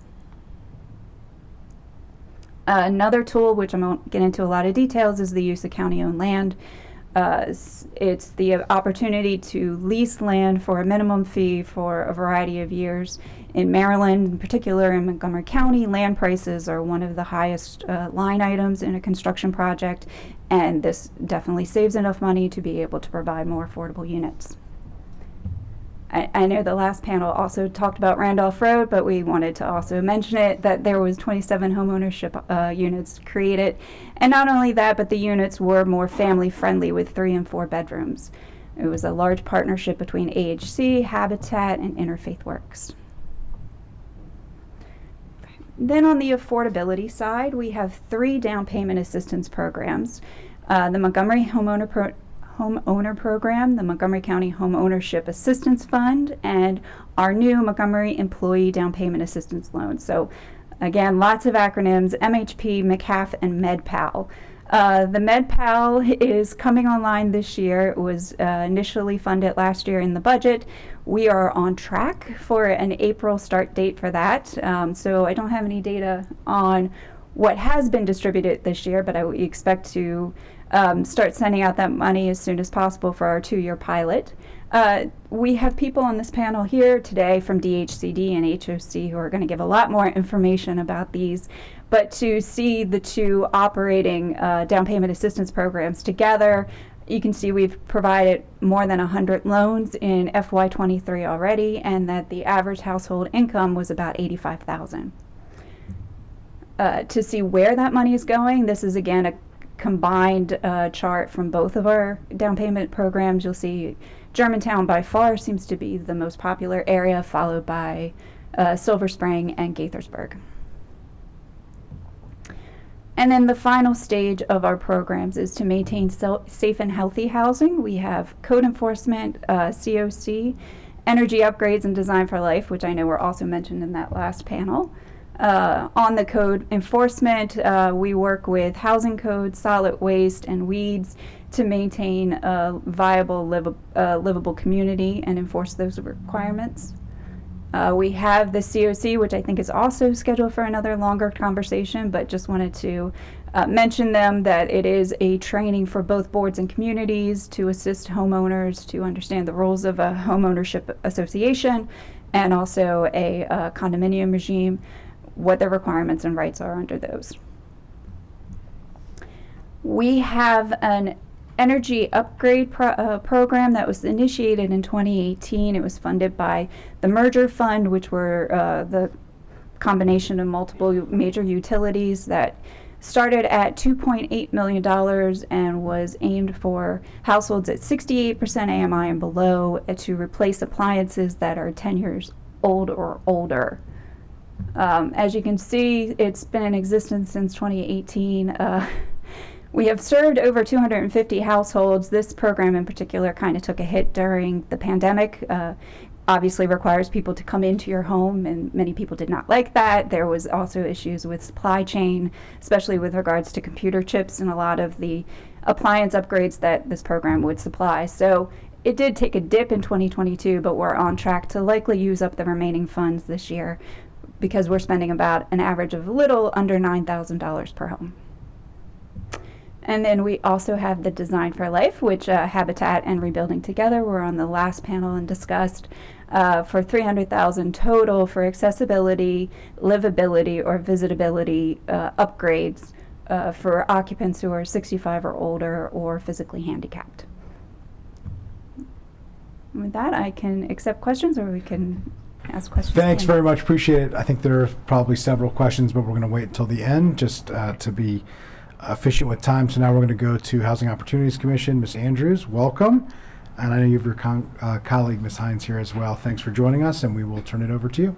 Thank you. Thank you, Mr. Chair and members of the committee. I am Chelsea Andrews, Executive Director of the Housing Opportunities Commission of Montgomery County.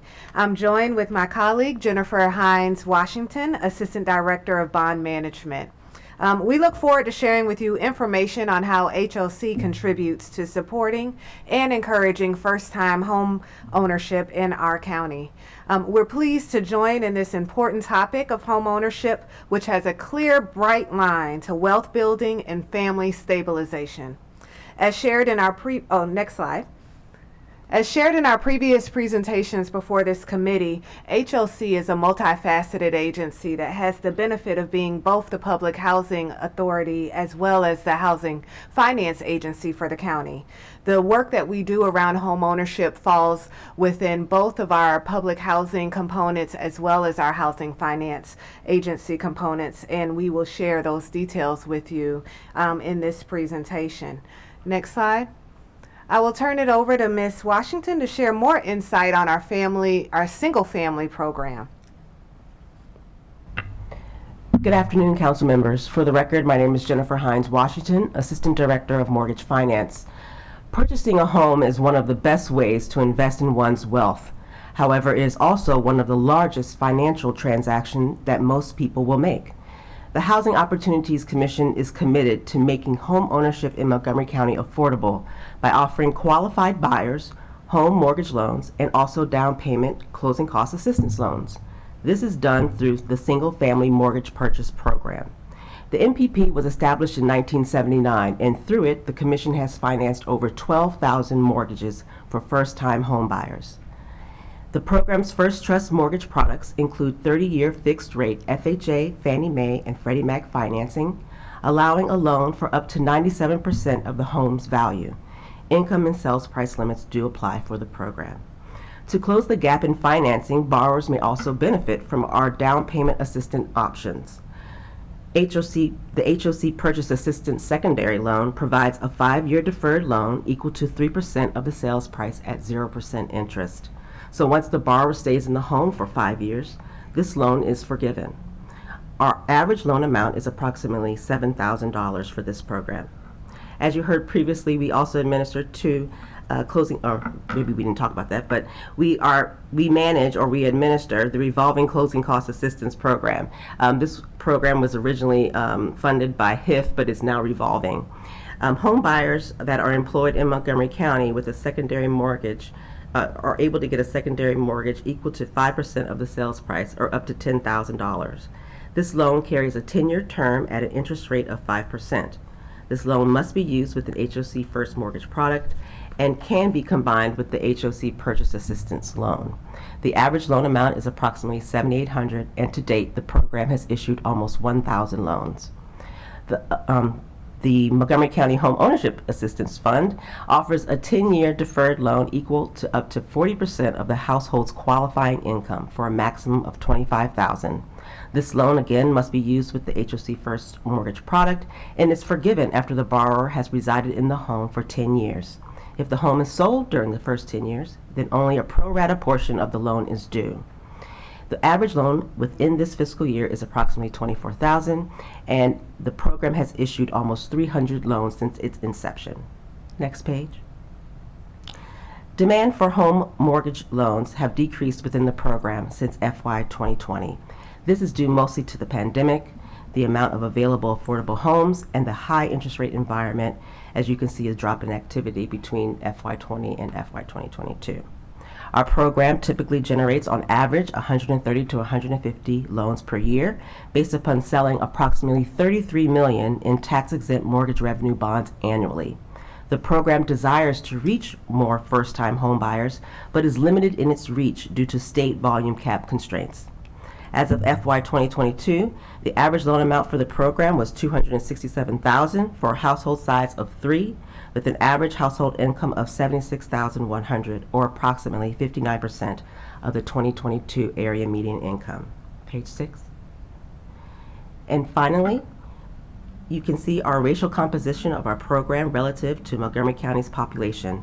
The majority of our participants are African American and Hispanic, and we are very proud of our ability to assist these individuals and families become home buyers.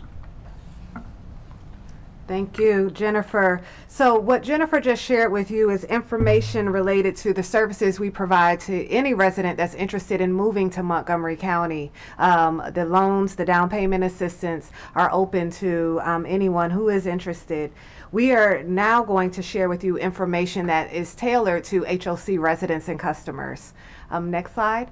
So in HOC, we provide financial literacy and homeownership education through multiple divisions. We have our resident services division that provides one-on-one counseling as well as workshops with larger groups. This is offered to anyone who is in our program and on our waiting list. So every time I'm here, I want to reemphasize that for residents who are on our waiting list, you can take advantage of all of the financial literacy courses that we have available. You could do so by going to our website at www.hocmc.org.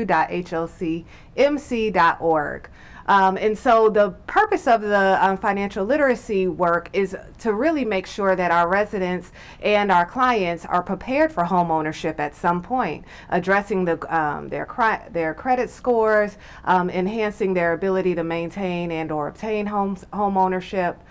We also have the support from our HOC single family office, which offers home ownership workshops as well, a myriad of resources from budget management to how to complete the mortgage application process, the role of realtors. So ongoing resources provided in both of these divisions to help support our clients and individuals on our waiting list. Next slide. We also benefit from being the agency that is able to administer the Family Self-Sufficiency Program. This is a program through HUD that allows us to provide ongoing resources to individuals in this program. It's a 5-year program that is tailored to assist families in achieving higher wealth in their families. This allows individuals who are in our program to take any additional income that they have acquired over the course of that time, and those funds go into an escrow account that can be utilized for home ownership purchases and or other investments that that family needs moving forward. So it goes into an interest-bearing escrow account. During the course of that time, we're providing them with ongoing support, employment assistance, financial and home ownership education, career training, etc. Next slide. We also offer the HOC-HOP Housing Choice Voucher Program that is also a pathway to home ownership. It allows for our voucher participants to leverage their voucher to become a home owner. And so you have to complete the FSS program, or at least have completed 2 years of that program.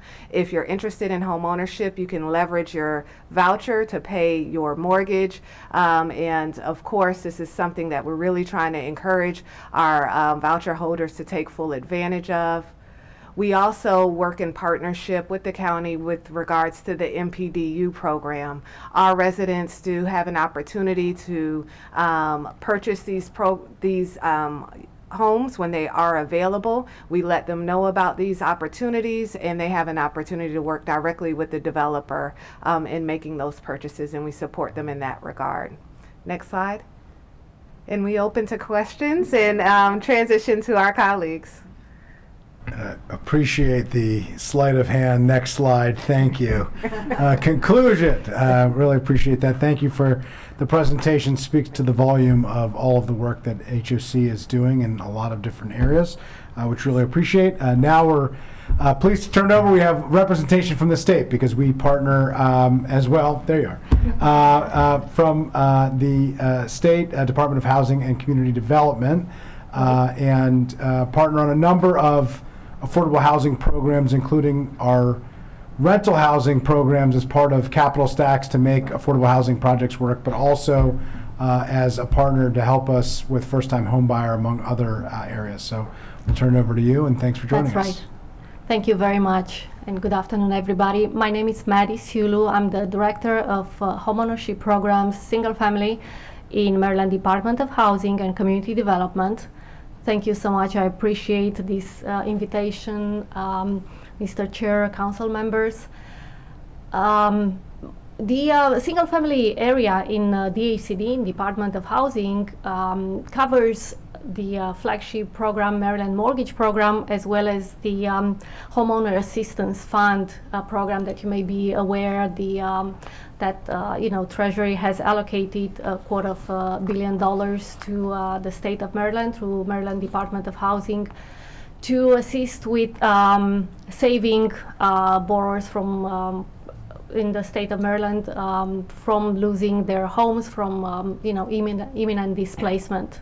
I will focus on the Maryland Mortgage Program today. I'm open to provide details or answer questions about the Homeowner Assistance Fund as well. That's a topic that's discussed very, very often. But in a nutshell, the Maryland Mortgage Program, I just want to give you an overview how this works. It works very similar to a mortgage product, a mortgage loan that you can see very often in the private market. Our loan is a 30-year fixed rate home loan to eligible home buyers purchasing in Maryland. We offer competitive interest rates based on the funding we obtain from the state, from the governor's office, the General Assembly, as well as funding that we managed to raise through the secondary market through MBS and TBA. We offer, therefore, stability, flexibility, and a range of down payment assistance options for down payment for closing costs as well. I have a diagram later on that shows a wide array of options that we offer to our borrowers. Needless to say, we started like 30 years ago with one product, down payment product, and now we have about 8 or 9 options with a lot of flexibility as well. Our loans are insured by FHA, VA, USDA as government loans and conventional loans as well, which means loans insured by the GSEs, Fannie Mae and Freddie Mac. We work with an approved network of 100 plus lenders statewide. That means over 3,000 branches throughout the state. And very importantly, MMP loans are serviced by our master servicer, US Bank, which means certain limitations in how these loans are built, but are built in line with the private market as well. That's an important factor when we assess any new products that we're trying to partnership on. More than 98% of the MMP borrowers are first-time home buyers. That is the mission of MMP, assisting minorities, assisting low to medium income borrowers, and first-time home buyers as well. We allow repeat buyers also in the program too, but the vast majority is first-time home buyers. So I was mentioning earlier, we've got a lot of down payment assistance products, and starting with with very competitive interest rates. So the programs with very competitive interest rates, they're called the direct programs. They do not offer down payment assistance, but they offer the lowest rate throughout the matrix. And also the interest rate changes as the programs add down payment assistance. So down payment assistance ranges from $6,000 per loan, plus it can the $6,000 can add partner match, which can go up to $8,500 in assistance, all the way to 6% of in down payment, which could go all the way to $20,000 in assistance. They are in the form of a loan, also 30-year loans, deferred rate, no monthly payments. So is at 0% interest rates, and also the top DPA down payment assistance product of the 6% is designed to borrowers with a below 50% AMI income. We also have specialty products which are designed for various categories of buyers, like Maryland Smart Buy, which was the first in the country type of product that assists borrowers with student debt, that provides up to $50,000 in assistance for paying off the student debt. We have the Maryland Home Ability product that assists borrowers with disabilities, and we go up to 80% of AMI. And the Montgomery Homeownership Program, which is provides a down payment assistance of $25,000 or up to 40% of the household income. That's in partnership with Montgomery County, and it's a great partnership. It's a 7th year, so we've been doing this quite successfully for 7 years up to now, and it looks like there's there are great reasons to continue. I have a few more details about this specific product later on in the presentation. And another ongoing product is the Greenbelt Home Advantage, another direct partnership with the Greenbelt City, and it provides $15,000 in a form of a grant. We're also in very final stages of launching a new program with Montgomery, with the DHCA, with so-called Montgomery Employee Down Payment Assistance Loan Program that will address borrowers with employees of Montgomery County and also of public schools in Montgomery County, MCPS, and is going to provide similar assistance with the Montgomery Homeownership Program of $25,000 in down payment assistance for eligible applicants, and is looking at a household income to assist borrowers with household income below 120 AMI. For example, that's currently $170,000, $760 for a family of 4 in Montgomery County. A quick comparison as to where MMP is. I can say that I know our Maryland Realtors previous panel also discussed about where the Maryland state is in terms of units sold, average price, median price in the calendar 2022 versus the previous years. We see a significant drop in sales in unit sold to almost 42% drop. The biggest issues, of course, is the inventory, and MMP is aligning with, we're seeing the same trend as the market overall. What was, I guess, mentioned before by every panel, the housing inventory shortage, and we can see that the affordable section of it is the one that's affected significantly. It never returned to the pre-2019 levels. So as Maryland has also income and purchase price limits, the pool of affordable housing is even more limited than that. And particularly in Montgomery County, many of the available homes are out of the MMP range. That another comparison that also shows that our home purchase prices under MMP have increased along with the market, but since the incomes have stayed relatively flat, less production was insured in the previous year compared to the previous production. What we are really proud under the Maryland Mortgage Program is that almost 70% of the MMP borrowers have incomes below 80% AMI, and over 91% of MMP borrowers use our down payment assistance. Just a little bit of demographics, a demographic snapshot. In 2022, we have almost 62% of minority borrowers, and this is pretty much of a history of program utilization by minorities. MMP has always exceeded a threshold of 50% of its program going to minorities.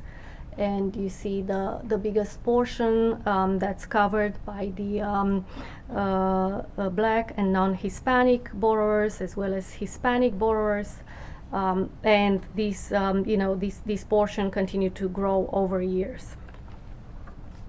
And by county, this is just a breakdown as to show that MMP is trying to be spread relatively evenly in the state, rural, suburb, and of course the biggest areas of Baltimore City and Prince George's County.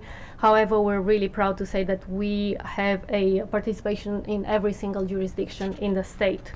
So every single County and Baltimore City has is MMP's representative every location.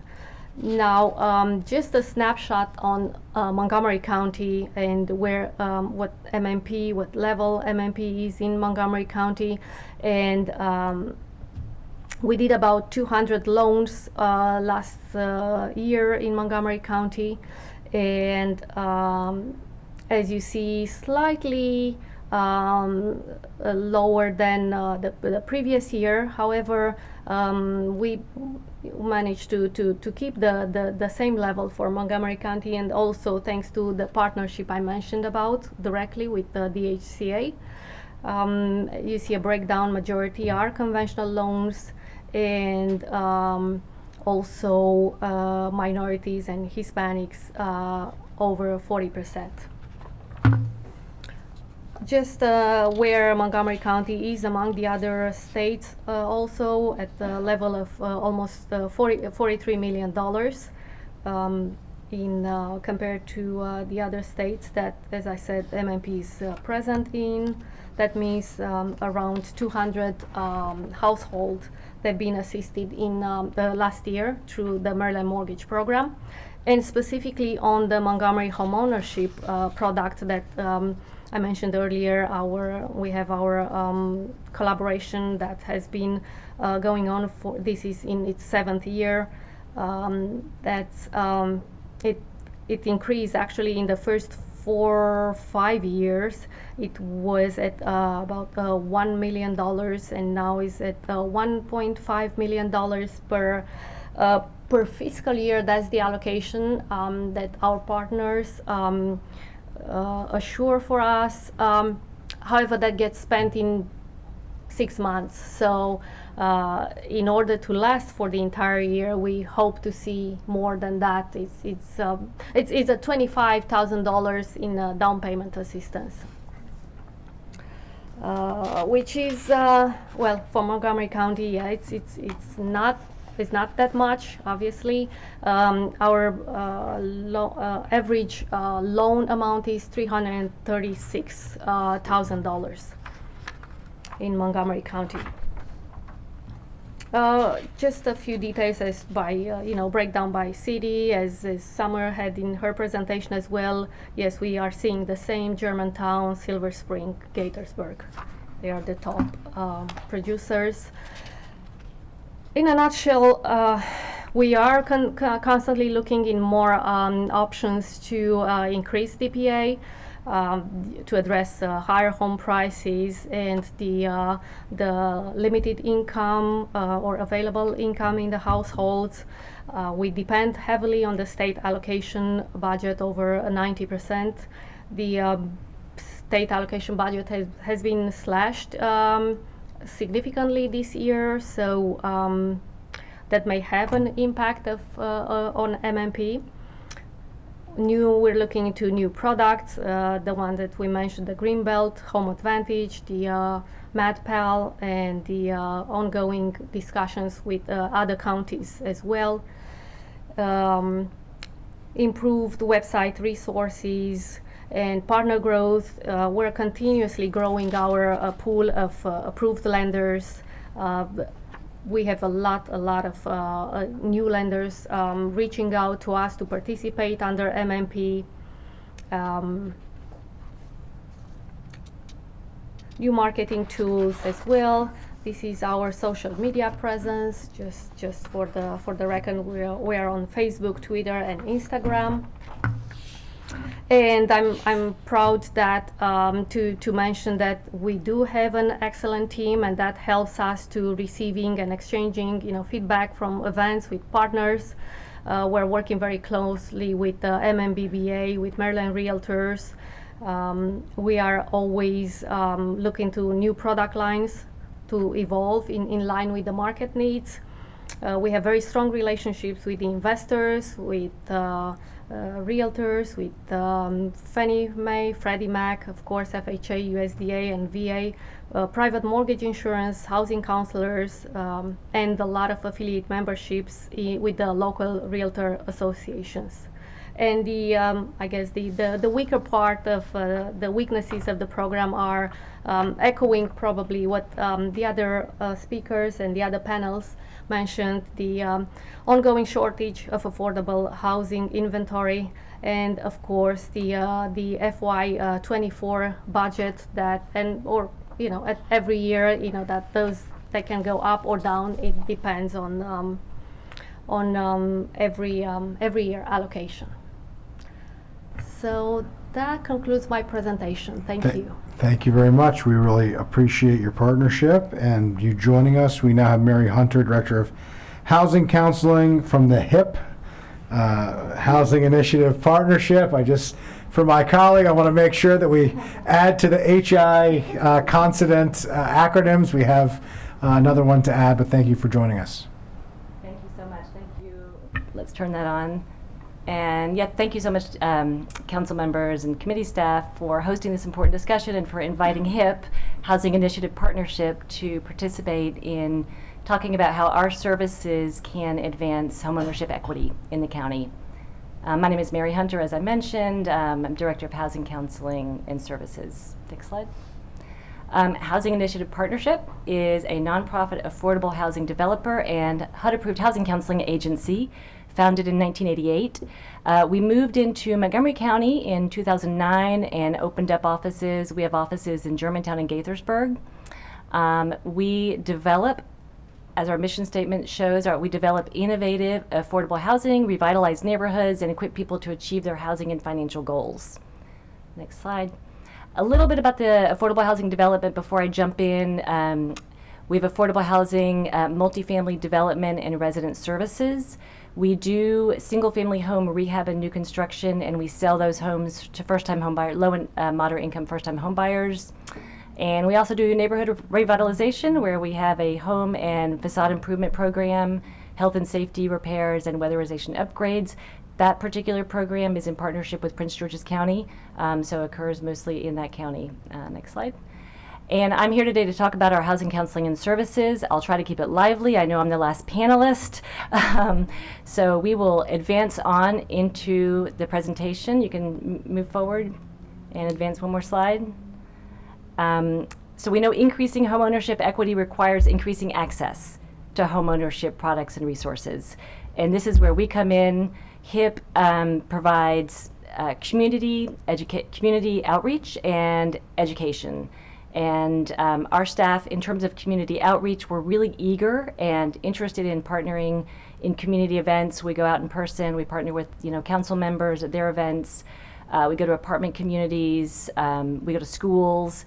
And we just go to where people are to make sure that they know about these great resources that we've heard about today and maybe understand them in language that is a little easier than some of the graphs and charts we've seen today, to make sure people know that there is an entry path into homeownership that they may not have known about. So that's our community outreach. Again, we're eager to partner with you in any events you have.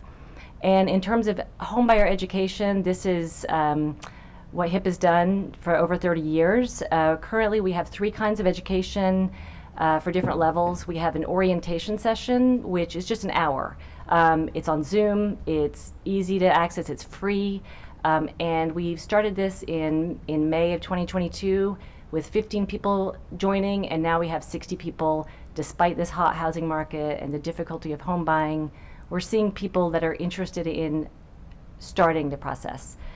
We also have our signature HUD-approved homebuyer education workshop. This is 6 to 8 hours. It's also low bar. It's $30 to take this class, and it's on Zoom, so reduces the barriers of transportation and childcare, so people can join in from the comfort of their own home.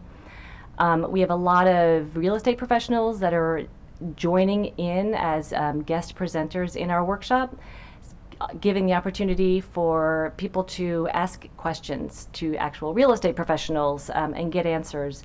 And so that Q&A is really important, and those classes empower home buyers to get the best mortgage products, the best interest rate, access to all these down payment and closing cost assistance programs, and they know and teaches them that they can shop around for their own real estate team.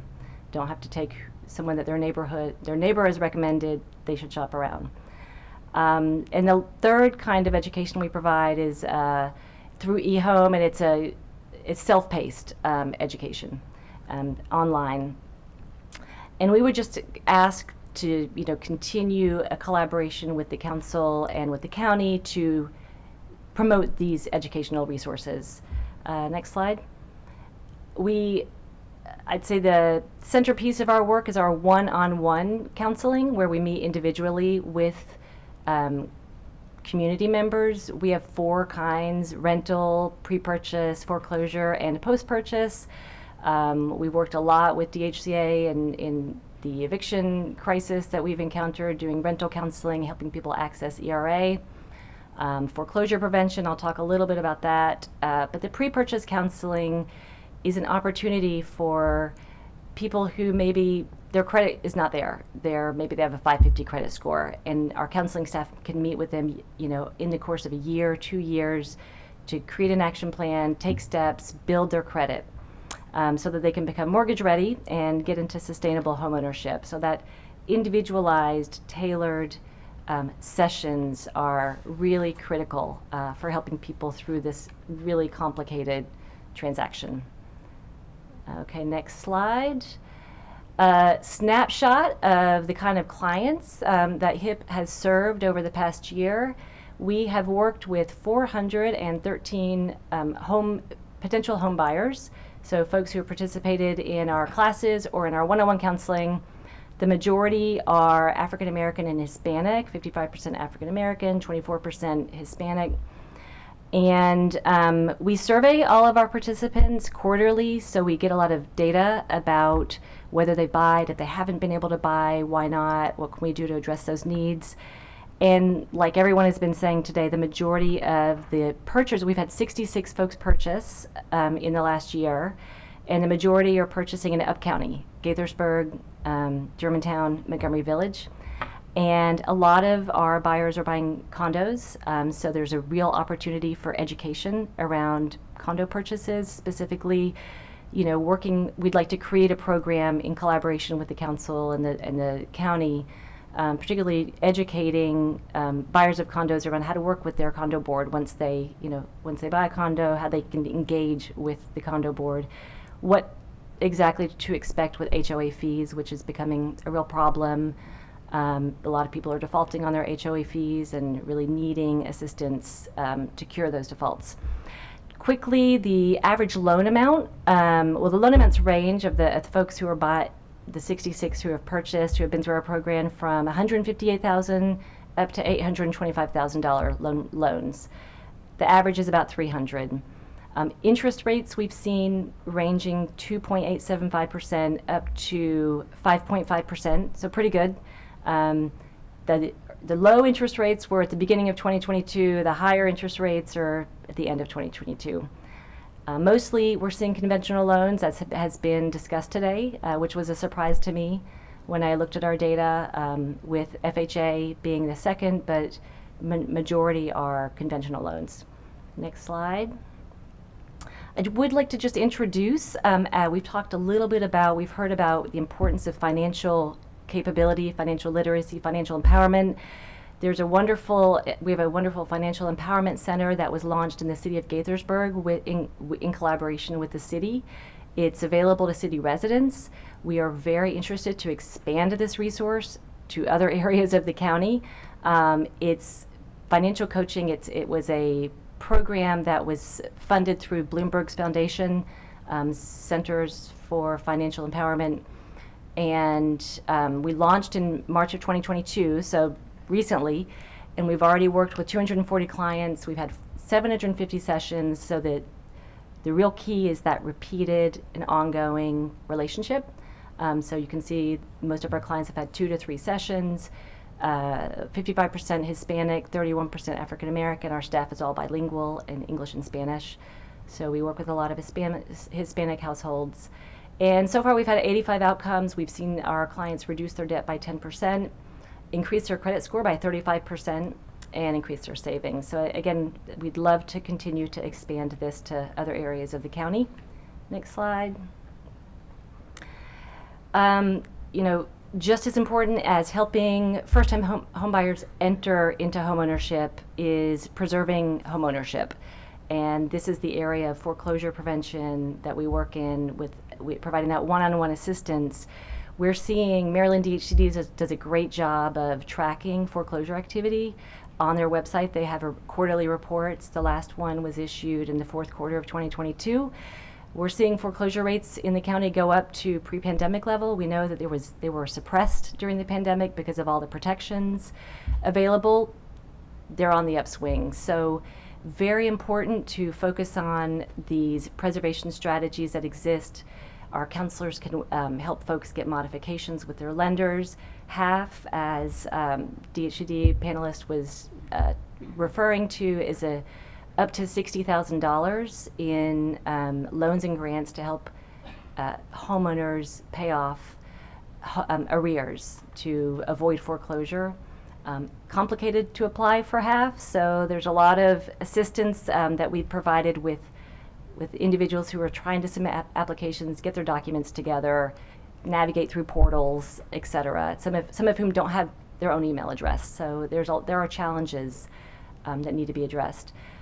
Little known program is the homeowner's tax credit. I'm sure you all have heard of this, but we do make sure that our clients who are eligible apply for and get the homeowner's tax credit so that they can have affordable property taxes. New program called the Homeowner Protection Plan was released by Department of Assessment and SDAT and Taxation.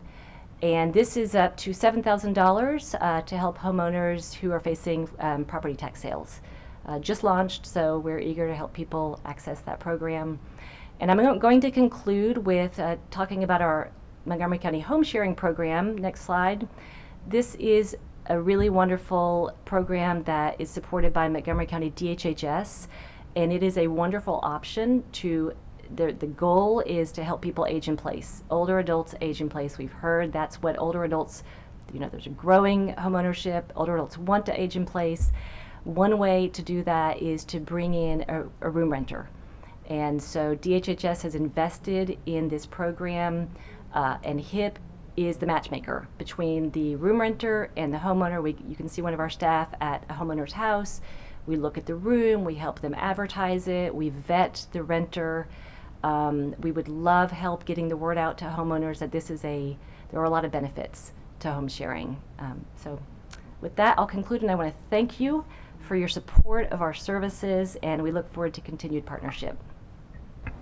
Thank you so much for everything that you are doing. We really appreciate your partnership. I'm going to turn it over to Councilmember Jawando for his questions, and then to Councilmember Fanny Gonzalez for hers. And then I will close us out, noting that my watch just alerted me time to stand.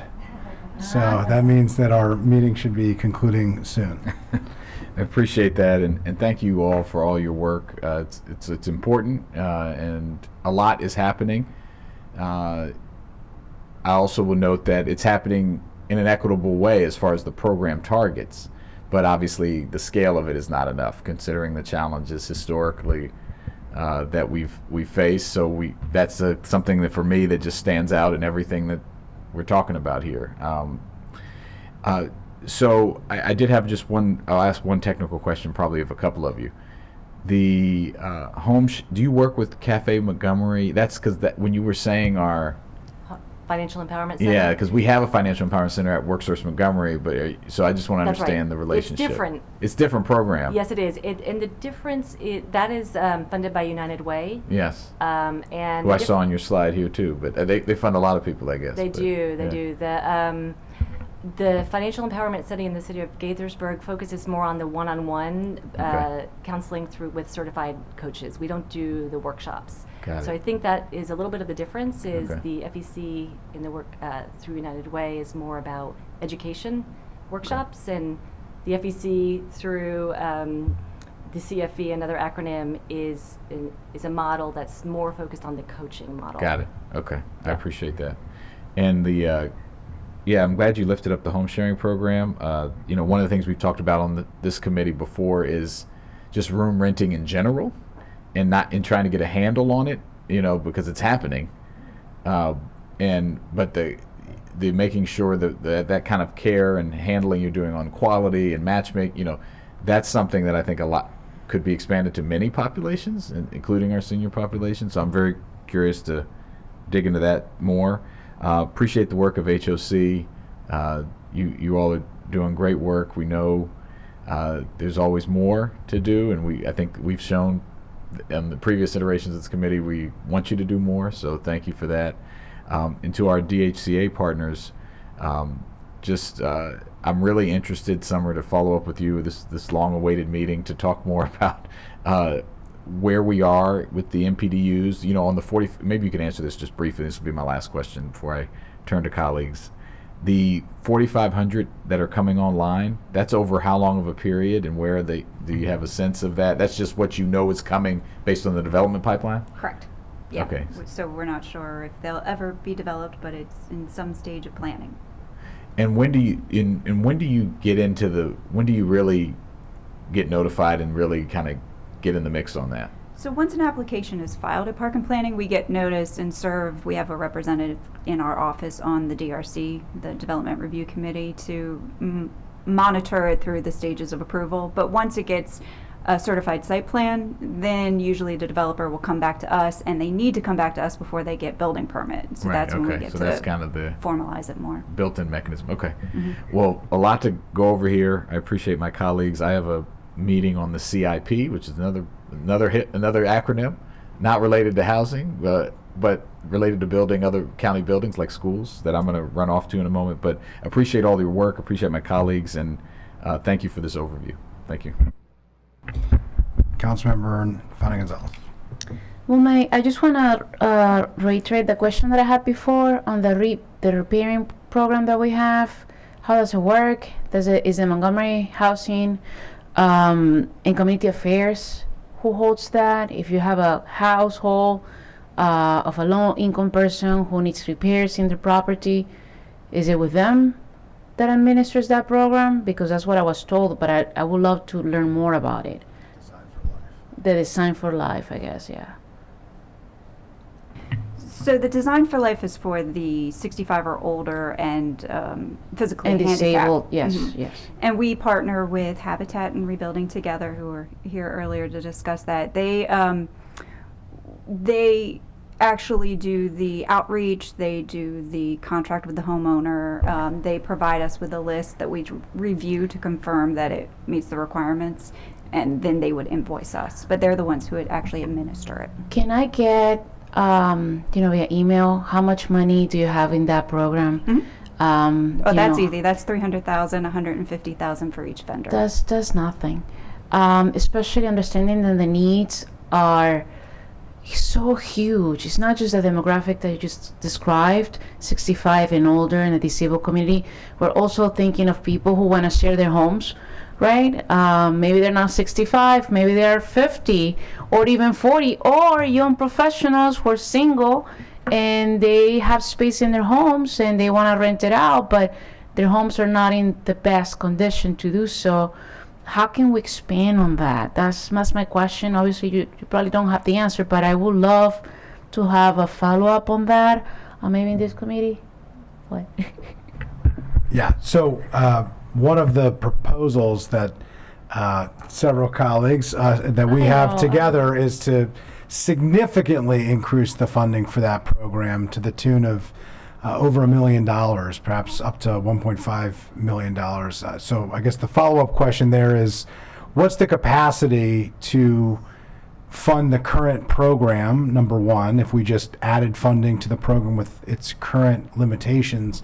And number two, and I was going to ask a similar question, if we were to dramatically increase the funding, would it make sense to lower or eliminate entirely the age restriction? I understand why that age restriction was there, but would there be, to prioritize accessibility issues perhaps, which would help certain age cohorts and certain people with accessibility challenges?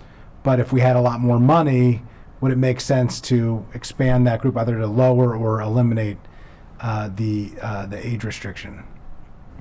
I think as far as administering, it would not be a problem. I do believe we need to modify the contract as it exists right now and open it up to a wider a product type maybe, and obviously a larger population is what you're talking about, so it would require that kind of step. Yeah, so if you could think through that and come back to us. I know we've already had some offline conversations about what capacity there might be. There seems to be a very broad interest in the administration and among our partners of expanding this program significantly. And I think the question is how much, when, and how in terms of the contract. So let's follow up on that. But certainly we have a number of colleagues who are interested in significant expansion of that program, and so I wanted to note that. Did you have other questions? Everything was great. Thank you so much for being here. I have a few more questions before we close out, noting my please stand up alert on my phone, which is true for all of us, so for everybody's wellness.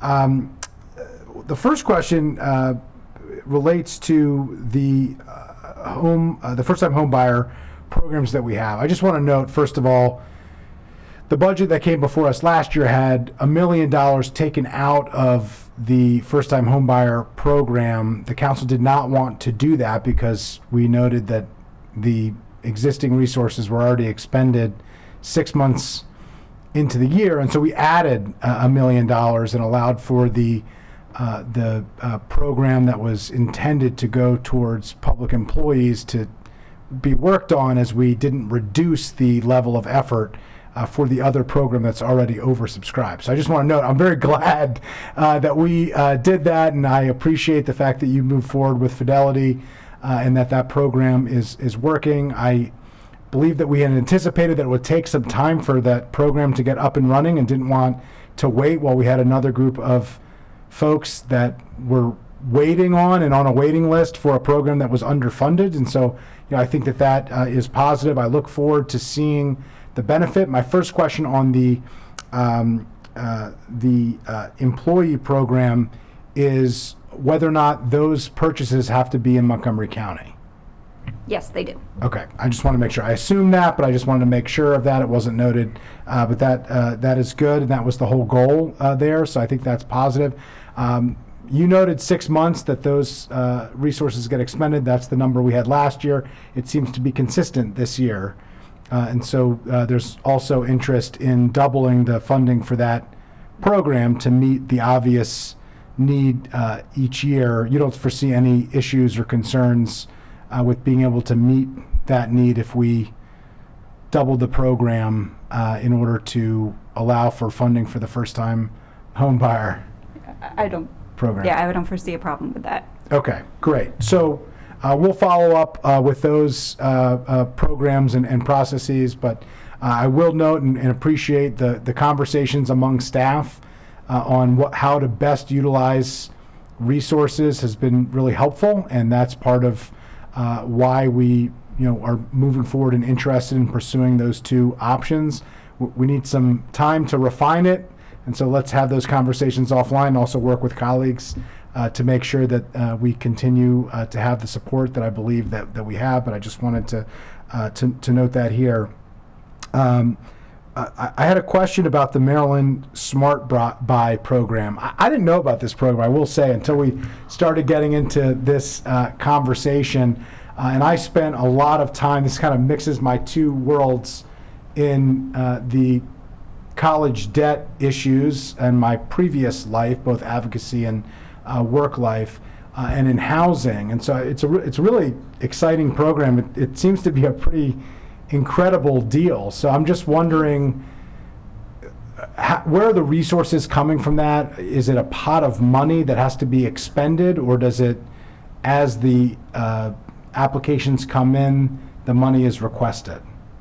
No, it's been operating for 5 years now, really successfully. Yeah, it's a pot of money we get allocated from the state budget under capital budget, $6 million per fiscal year.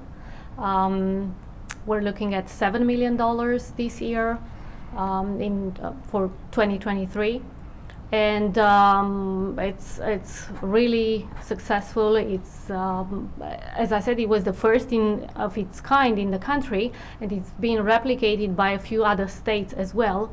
So Is it those- oversubscribed? Are there more people who apply than resources that are available? It depends. So over the operation of 5 years, yeah, there were some years when it was oversubscribed. Currently not, is maintained at the current level of allocation that we have.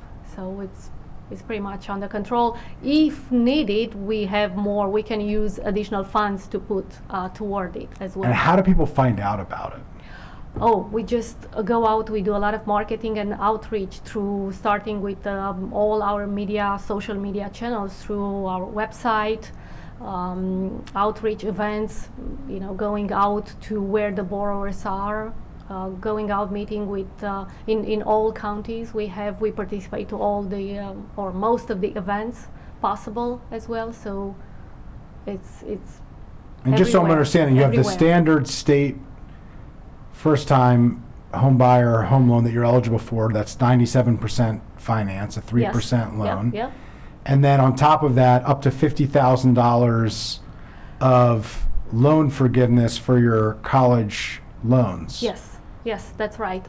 Condition for that Which is has to be no more than 15% of the home purchase, if I'm not no mistaken, or no, not anymore. No That restri- oh, used that to was- be in one of the first version of the program. So this is currently called Smart by 3. So there were a few iterations of it along the years, but unlike in movies, the sequels are yes, better. Yeah. So, I mean, this is an incredible program. I think we need to do a better job of advertising it. Okay. We saw the numbers in a previous chart that showed the difference of purchasing power for those who have college debt. I think it was 18% difference, 18% lower from a previous conversation. So the idea that this $7 million is available for those same individuals to be able to wipe out their loan and basically repackage their debt into a much healthier version of debt. Their college debt was worth a lot to their life expected earnings at the time when they took it on. But it doesn't go up in value. The education level that they got stays the same as that debt continues to build. A home is different because the value of the home goes up. So the debt in a home is much better and healthier debt to wealth accumulation. So I'd love to think through how we can better partner with you and make sure that we are, singing off the same song sheet here and making sure that more Montgomery County residents know about that program. I'd love for you to be oversubscribed and us to be having a conversation of more money, because I bet that there's more than 7 million people who need $50,000 of debt forgiveness who would like to buy a home and who aren't.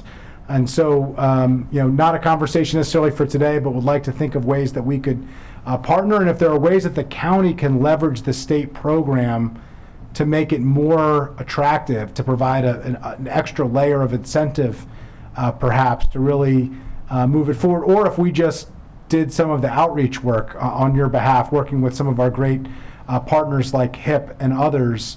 I really think that is just an incredible opportunity that is totally different. I mean, all these other programs are great, but they're doing different versions of a similar thing. That's one program that is doing something completely different that is desperately needed. And in fact, previous colleagues had talked about how we can do certain types of loan forgiveness for Montgomery County residents. There's a program that already exists at the state that I would love to just piggyback off of. And that's forgiven over 5 years. Over 5 years, 20% a year Every year, prorated. Yeah. So I mean, that's just an amazing opportunity, and perhaps HOC as they do their work can utilize this as a potential tool as well, since I'm sure many of their residents also have the added issue of college debt, and in terms of the housing purchasing that they can afford. So if nothing else, hopefully this was I think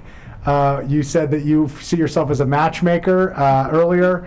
Hopefully we could be a matchmaker here from this dais and provide information. I'll just close on two last things. One, the bond cap was raised. I've raised this issue directly with Secretary Day and my concern about not raising the debt cap and how much more we could do just by doing that, which doesn't cost us much in terms of funding, zero in terms of political capital, very limited, but could make a big difference. I just wanted to note that. And then I did want to note, and it was highlighted here, how important the MPDU program is. And we hear a lot about how the MPDU program doesn't do enough, it doesn't help enough, it's at income levels that are higher than those who need it the most. And today's presentation demonstrated just how valuable and cost-effective a tool this is. And certainly if it was the only tool that we had in our toolkit, it would be insufficient, just like any other tool that we've talked about today. But the MPDU program is essential as a baseline, both in the home purchasing and in the rental aspect of what we do in Montgomery County. And basically out of thin air, we're creating thousands and thousands of affordable units. And then those units can be bought down even further from a price point that would be unimaginable at market rates. But at 70% AMI, they are available to be accessed by nonprofits, by HOC, by the county, et cetera, to buy them down. So I didn't want to lose an opportunity. I get really frustrated when we're not talking positively about just how successful that program has been. It's the most successful inclusionary zoning program in the history of the country. We started it, we invented it, and we have built upon it. There were some challenges with it that were improved upon in recent years, and I just do not want to walk away from this conversation without taking a moment to just talk about how important and successful that program has been. We have challenges in Montgomery County on affordable housing, in the rental space, and in the homeowner and owner-occupied space. There's no doubt about that. But we're also doing a lot of really important things, more than many other jurisdictions are doing. And so I hope that we can talk about both. I hope today was an opportunity where we could discuss both, and I'm hopeful that we can use this as a launching point to build the programs that we have, to improve the programs that we have, and to add new programs where the gaps exist. So with that, I appreciate everybody joining us today, and look forward to continuing this work together. So thank you very much.